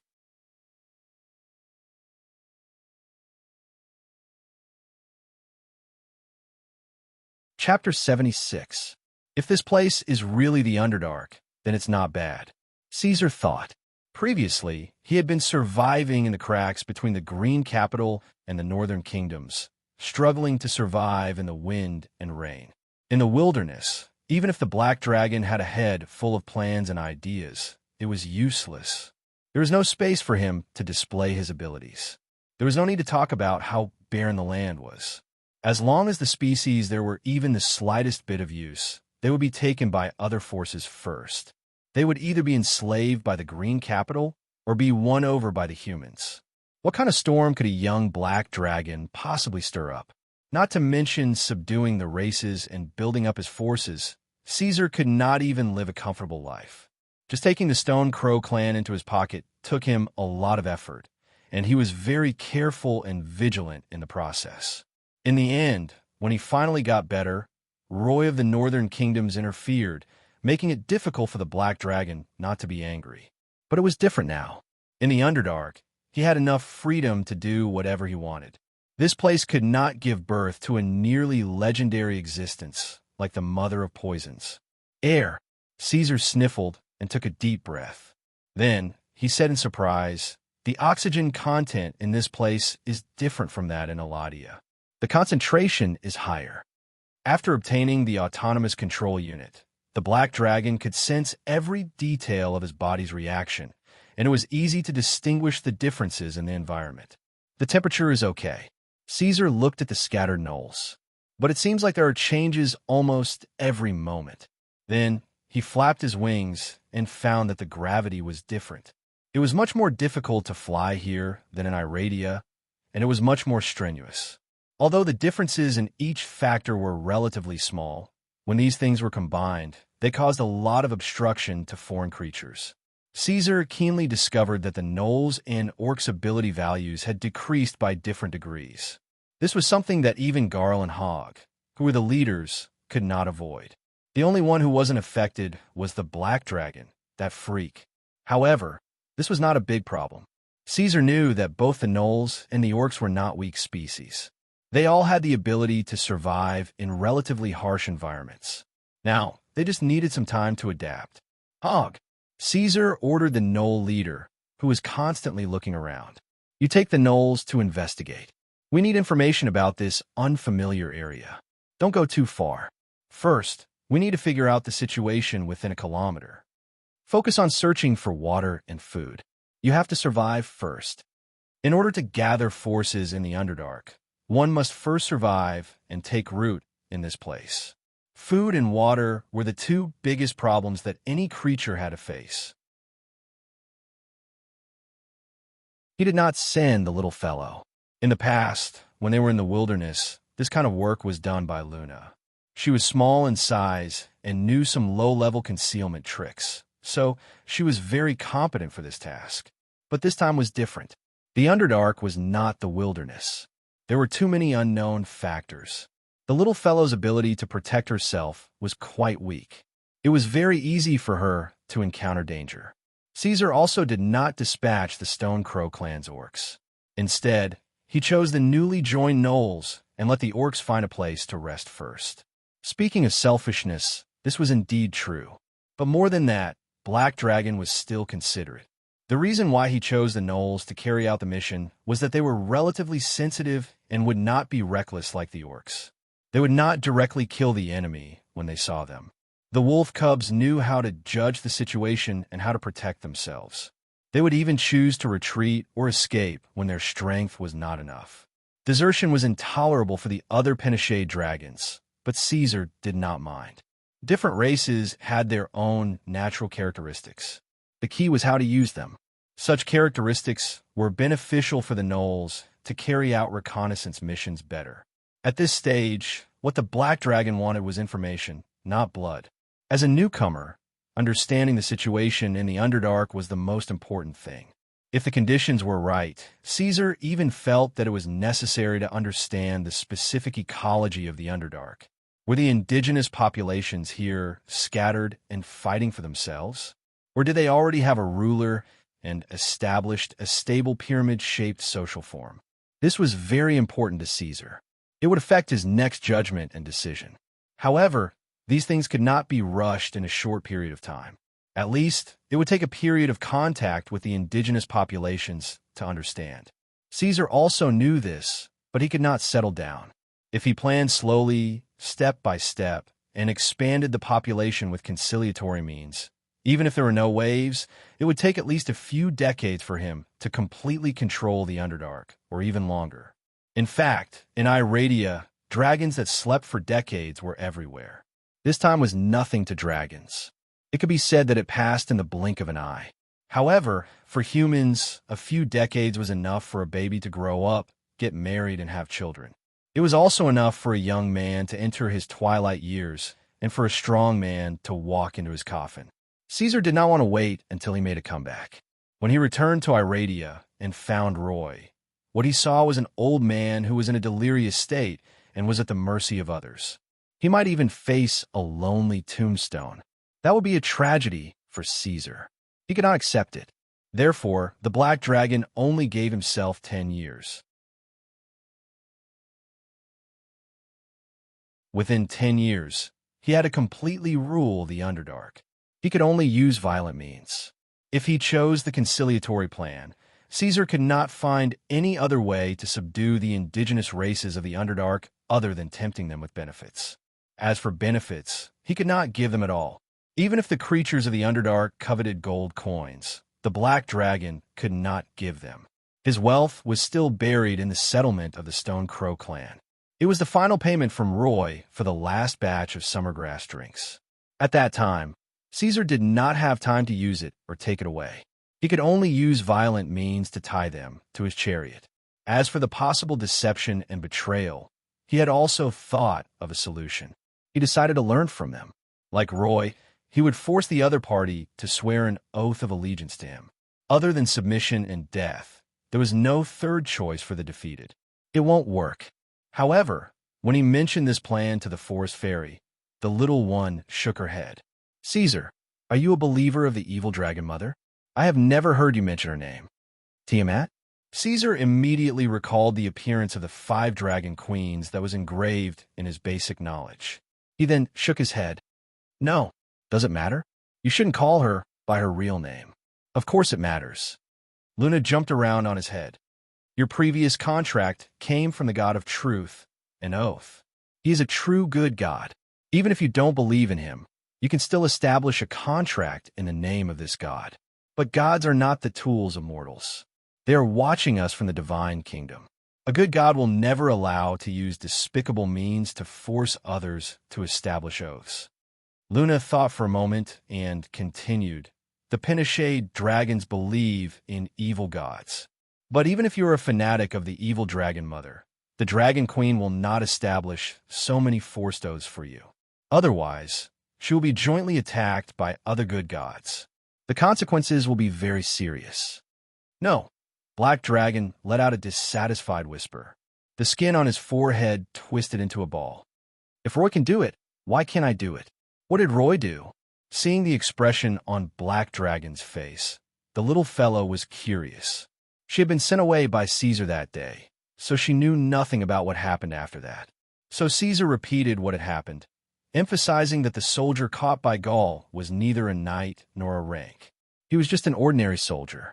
That meant that Roy's entire army had signed an oath of allegiance that would not stop until death. Are you sure? The little fellow frowned and asked again. She shouldn't have doubted Black Dragon, but what Caesar said was too unbelievable. It shouldn't be. There are 1,000 people. No god would be willing to help him establish so many oaths. A god's favorite of a powerful, evil god? That's even more impossible. An evil god would never betray his own interests for his believers. Could it be that I'm too ignorant? Luna shook her head and muttered, "Moreover, isn't the punishment for breaking an oath a whipping of the soul? How can it directly turn into pus and extract life? There's no such terrible precedent. No matter if it's a good god or an evil god, I've never heard of such a thing." After struggling for a while, the forest fairy still couldn't come to a conclusion. She was confused by Black Dragon and began to doubt her own understanding.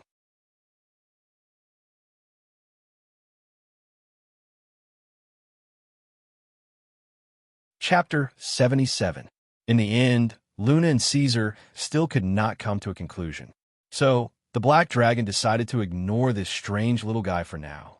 When the time came, he would catch the native races of the Underdark and force them to swear an oath and try again. "Tiamat, I believe you," Caesar muttered. Since it was free, he might as well believe her a little.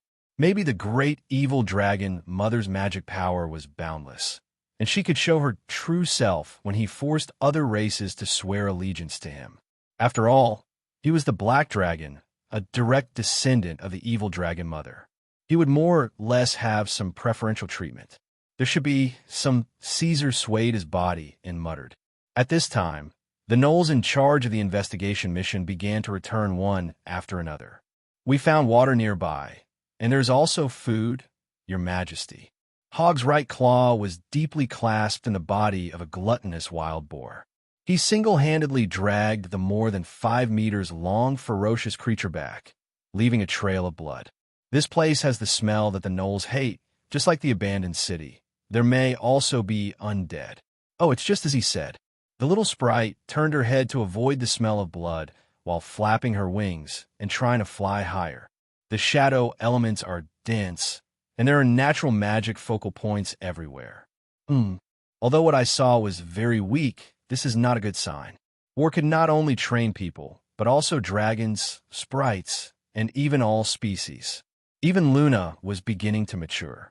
"What other discoveries are there?" Caesar asked. No matter how big or small, this information alone was not enough. He needed to know more. Hog turned his gaze to another gnoll. "Dragon, whoa, it's a dragon." The gnoll opened its mouth, saliva dripping from the gaps between its teeth, and its front claws were gesturing wildly. "Huge claws, no wings. It's a dragon." "A dragon without wings?" Caesar sneered. There was no such dragon species among the true dragons. At most, it was some pseudo-dragon.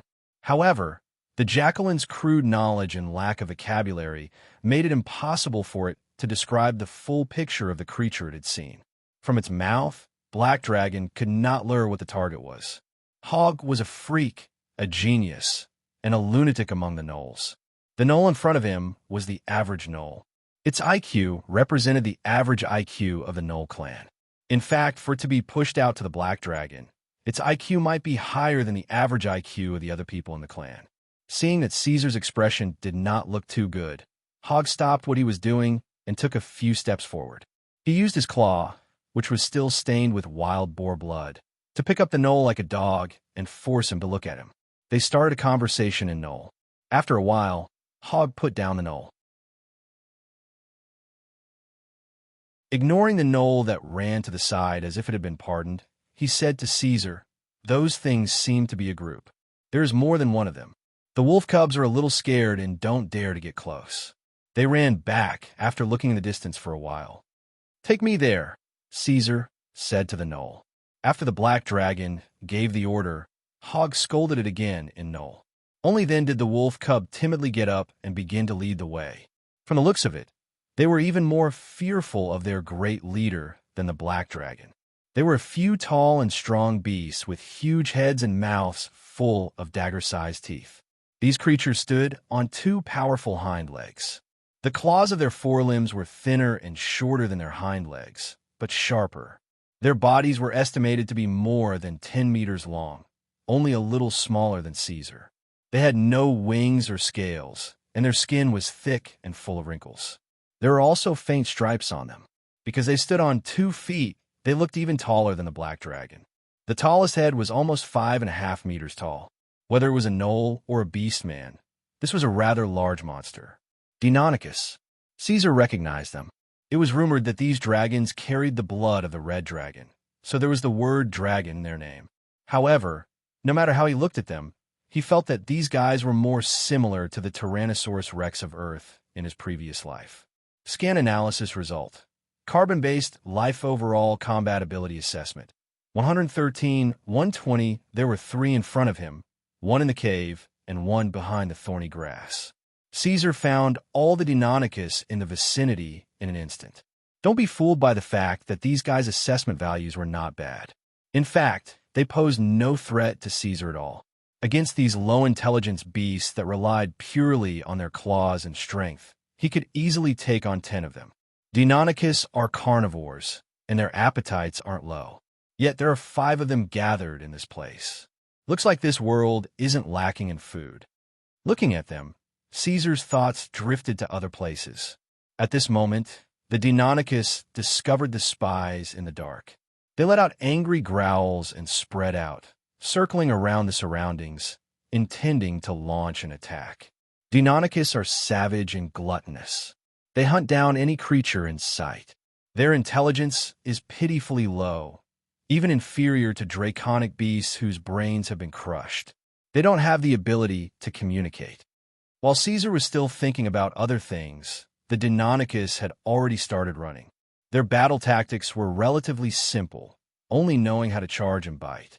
They can't even carry out simple orders and are unable to interact with other species. They aren't suitable to be dependents. As the distance closed, the Deinonychus gradually caught a whiff of a black monster that they had never seen before. The heart-palpitating smell coming from its body was the source of their fear, causing them to be unable to continue their charge. Then treat them as food. When they sensed danger, their beastly instincts urged them to stop and turn around to flee. However, it was already too late. The black monster in their eyes had already moved. In just a short moment, its sharp tail had already pierced through the neck of a Deinonychus, producing a muffled sound. Following that, the tip of the tail transformed into a tail claw within the Deinonychus body. Pulling Caesar forward, it chased after the fleeing beasts with incomparable speed. After the baptism of war, Caesar had become increasingly proficient in utilizing his own body. His skills were exquisite, and the fleeing native beasts were unable to escape his grasp. One by one, they were killed. From the start of the hunt to the end, not more than 2 minutes had passed. It was a pity that the loyal lackeys of the dragons, the kobolds, weren't here. Otherwise, they would have started another round of exaggerated flattery upon witnessing this scene. Caesar ordered the gnolls to drag the corpses of the 5 wild beasts back. Based on his appetite alone, he estimated that he would have eaten 2 of them, leaving the rest for the beastmen and gnolls to eat. Previously, they had fought in the wild, then trekked for thousands of miles. No matter how good their physiques were, they probably wouldn't be able to endure much longer. They needed a good rest to replenish their energy. From now on, the Black Dragon's life in the Underdark could be considered to have truly begun.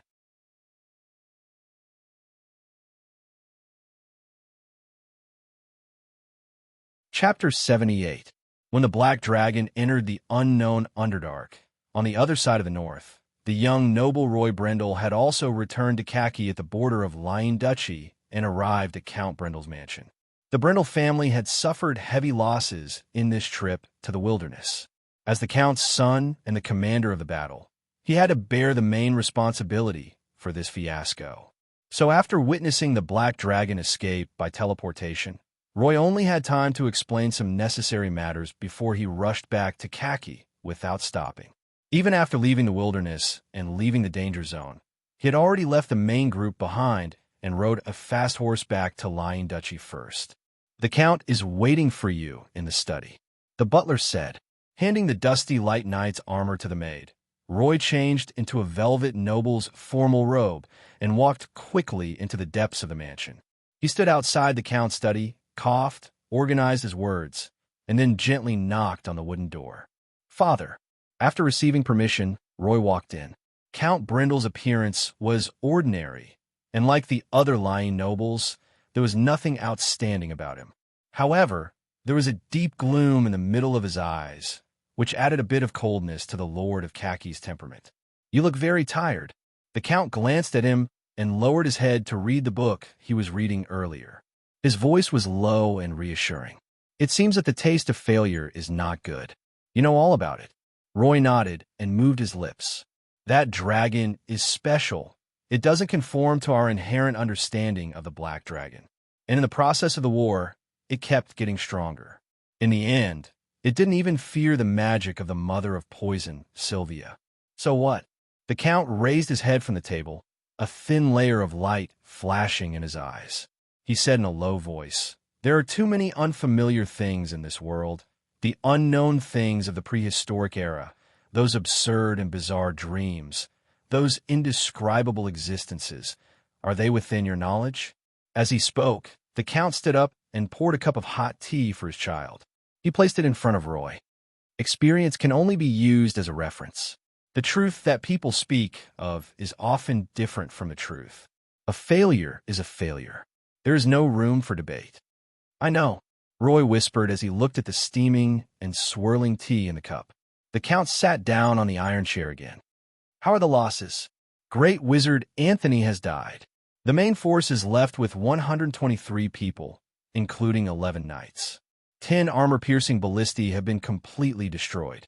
As for the rest of the military equipment, it's uncountable." The Count looked at him with a smile and added, "Also, the amount of resources we've used up is uncountable." Roy didn't say anything else. "How about this?" Brindle pondered for a moment. "Hand over your business to Nina first, then go somewhere else and bring back 2,000 slaves. Be careful. Don't let anyone notice, and don't cause any more trouble. The dragon you mentioned may return at any time for revenge. We need to replenish our strength and prepare in advance." Brindle waved his hand, indicating that Roy could leave. At the same time, he slowly stood up. "Father," Roy was a little uneasy. His body, which had not moved even when the black dragon rushed to his face, was now trembling slightly. "Are you praying for its existence again? That's not something you should ask." The Count turned around gloomily. His eyes were covered with a layer of weird gray fog. His voice became overlapping, making it sound very strange. "Mortals should be in awe of the great, unfathomable existence. In Rhine's lonely residence, in the long years of waiting, even death will also die." The Count didn't look at him anymore. Instead, he lowered his head and muttered softly in the study. The incomprehensible words and the strange and evil tone made the young nobleman shiver all over. Just hearing one sentence, he couldn't help but tremble. He didn't know what his father had come into contact with. That thing had never responded to them. But just by muttering its name, he could obtain strange and unpredictable power and accomplish things that even gods couldn't do. For example, a contract.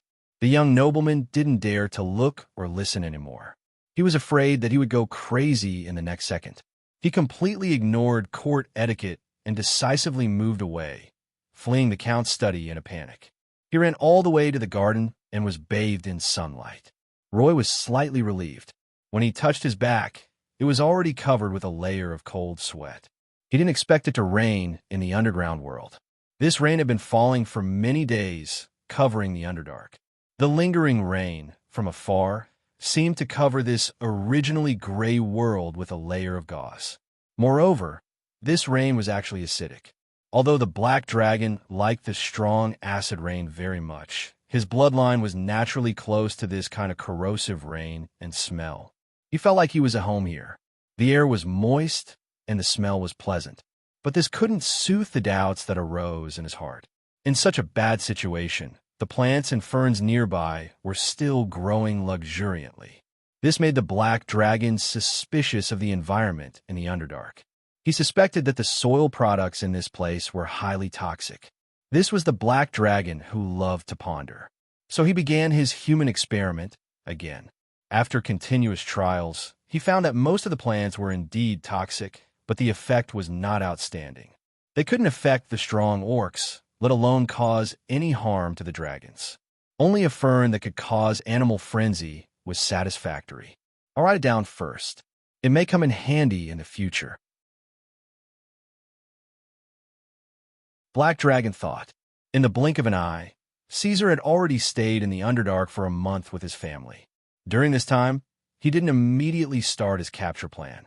Instead, he cautiously stretched out his tentacles and silently sized up this strange world.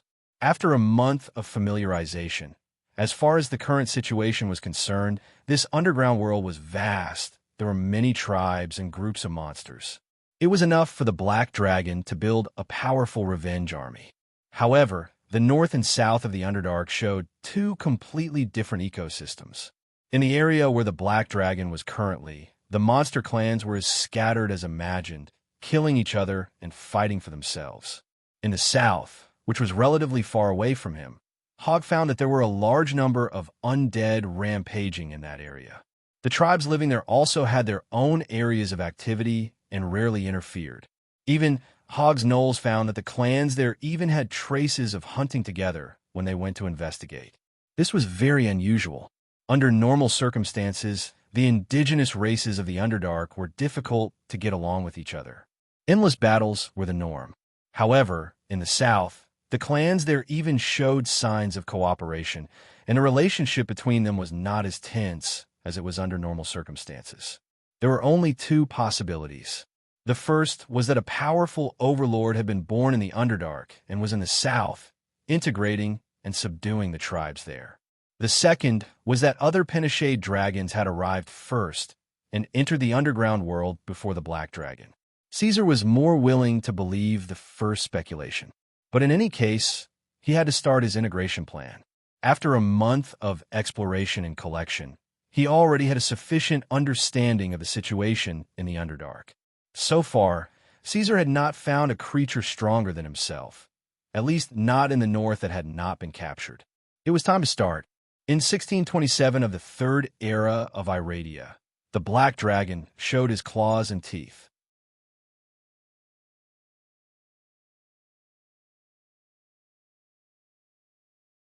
Chapter 79. We pledge our loyalty to you, my king. For the Penishade dragons, it would be much easier to subjugate some evil dragon descendants than other races.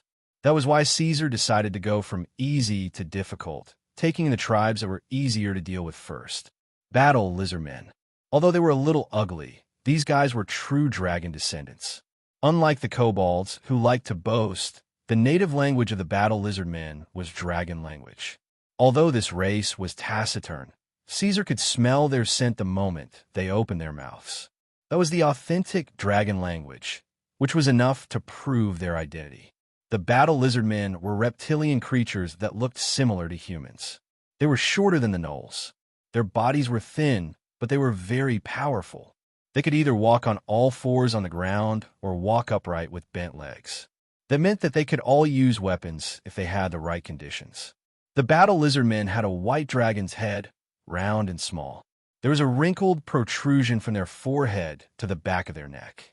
Their pupils were dark and shiny, and they had a slender tail behind them. When these annoying guys were angry or attacked, they could emit a foul smell and secrete a greasy substance with a strong smell in their body. Almost nothing could tolerate this smell. The gnolls who launched the probing attack suffer a lot because of it. However, after seeing the Black Dragon appear and feeling the strong pressure of the dragon, the battle lizardmen immediately put down their weapons and surrendered. They swore allegiance to the black dragon who suddenly appeared. For any evil dragon descendants, worshipping the powerful true dragon was their common nature. This made it easy for the chromatic dragons to subdue these races. Many times, they only needed to show their faces to win the loyalty of these dragon descendants. However, one thing to note was that when facing a true dragon that was even more powerful than their original master, the speed at which these dragon descendants changed sides would make them gnash their teeth in anger. They had never betrayed this concept. It was their nature. We pledge our loyalty to you, my king. The leader of the Battle Lizardmen clan was the biggest and fiercest among them. However, it was not as big as the gnolls like Hog. This guy raised his steel fork and knelt in front of Caesar, offering his weapon to show his allegiance. Overall combat ability, 40-55. This was the ability assessment of the tribe leader, which was about the same as an ordinary orc warrior. The other lizardmen's values were even lower, about the same as the gnolls. Based on this data analysis, this group of lizardmen was really nothing. In terms of strength, they were not as strong as the orcs, and their speed was much slower than the gnolls. They seemed to be somewhat useless and insignificant. However, Caesar had once told him that the verification device could only be used as a reference. Although the battle lizardmen were inferior to the orcs and gnolls in terms of strength and speed, as descendants of dragons, they had some special abilities that other races did not have. There was no need to mention the stench. To Caesar, this stench that could not differentiate between friend and foe was no different from a poop stirrer. In a chaotic battle, it would cause a lot of damage to his allies, so he could not allow them to do as they pleased. What Caesar really valued was the battle lizardmen's ability to change color, as well as their ability to walk silently and see in the dark. These three abilities allowed the battle lizardmen, who did not have outstanding combat ability, to become the most excellent ambushers and assassins. Under the premise of seeing in the dark, these fellows could use their ability to change color to hide their tracks when night approached. They could merge with the dark mantle and then use their ability to walk silently and sneak into the enemy's camp. The rest did not need to be said. Their abilities were enough for Caesar to eagerly recruit them into his army. The process of subduing the battle lizardmen was very easy. The black dragon only needed to say a few words to win the loyalty of the battle lizardmen. They chose to pledge their unconditional loyalty and serve the true dragon with all their heart. However, with his identity as a true dragon, he might be able to subdue the descendants of dragons who worship dragons. But for the other tribes, Caesar still had to add some other weights. Therefore, the following matters did not go so smoothly. For example, when subduing the second target, the Gray Centaur tribe, the black dragon met with fierce resistance. To be honest, Caesar loved them very much. These Gray Centaurs were not low in intelligence, and all of them knew how to use weapons such as spears and halberds. They were practically natural-born knights. Every Gray Centaur's battle strength was comparable to that of an elite human cavalry. Other than the fact that they were few in number, only 200 or so, there were almost no flaws to be found. However, although the Gray Centaurs that grew up in the Underdark were not in the same camp as the kind Centaurs, they still inherited some of their personalities from their relatives. They were generally not that different. Other than their resolute, courageous, and resolute nature, both the Centaurs and the Gray Centaurs were willing to actively resist oppression. On top of that, they who grew up in the Underdark had a new nature of being violent, cruel, and xenophobic. The Gray Centaurs were already surrounded by the Black Dragon's kin and were trapped in a small valley. They no longer had the space to run, but these fellows still did not surrender. They swung their hooves and glared at the invaders. Even when they saw the true dragon suddenly appear in their field of vision, these fellows did not think of surrendering. Instead, they subconsciously tightened their grip on their weapons.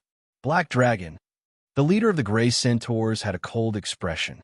His black beard swayed slightly as he spoke. Outsiders? Where did you come from? The Gray Centaur's native language was the Halfling language and the Wood language, But when they saw that the other party was a dragon, they reluctantly switched to the unfamiliar common language to converse with the black dragon. "Oh, you know that I'm an outsider?" Caesar was not affected by the hostile atmosphere. Instead, he smiled. "I can take you out of here. How about it? Think about it. Thank you for your kindness, Black Dragon. But we don't need it." The leader of the gray centaurs casually stomped his hooves. "Since the passage has been opened, if the gray centaurs want to leave, they will find a way out sooner or later. Watch your tone, centaur." Hog stepped forward and grinned, revealing a mouth full of fangs. "I promise you don't want to see His Majesty angry." The leader of the gray centaurs grinned, raised his front hooves, and leaned back. "Aren't dragons and centaurs the children of God? Are dragons born to be high and mighty?" As he spoke, he turned his gaze to Hog and the orcs. "Or are you born to be inferior and suitable to be slaves?" The gray centaurs hated the orcs and the trolls, so when they saw the Stone Crow clan, the leader of the centaurs' tone became sour. He even brought the gnolls and the battle lizardmen together. The orcs, who were honest and upright, could not stand such humiliation. They roared angrily and raised their weapons to charge. The gnolls also bared their fangs and were ready to attack, but they were all stopped by the black dragon. "It seems that you don't want to follow me?" Caesar held back the growling of his kin and tilted his head to the side as he spoke to the leader of the centaurs. He looked like he was easy to talk to. "The red dragon is more like it, but a black dragon." The leader of the gray centaurs muttered. The centaur leader muttered softly, then raised his head and declared loudly, "The gray centaurs will never be slaves." You're tuning in to the Warrior Lore YouTube channel. Don't forget to subscribe and join us on this journey to catch the most captivating stories.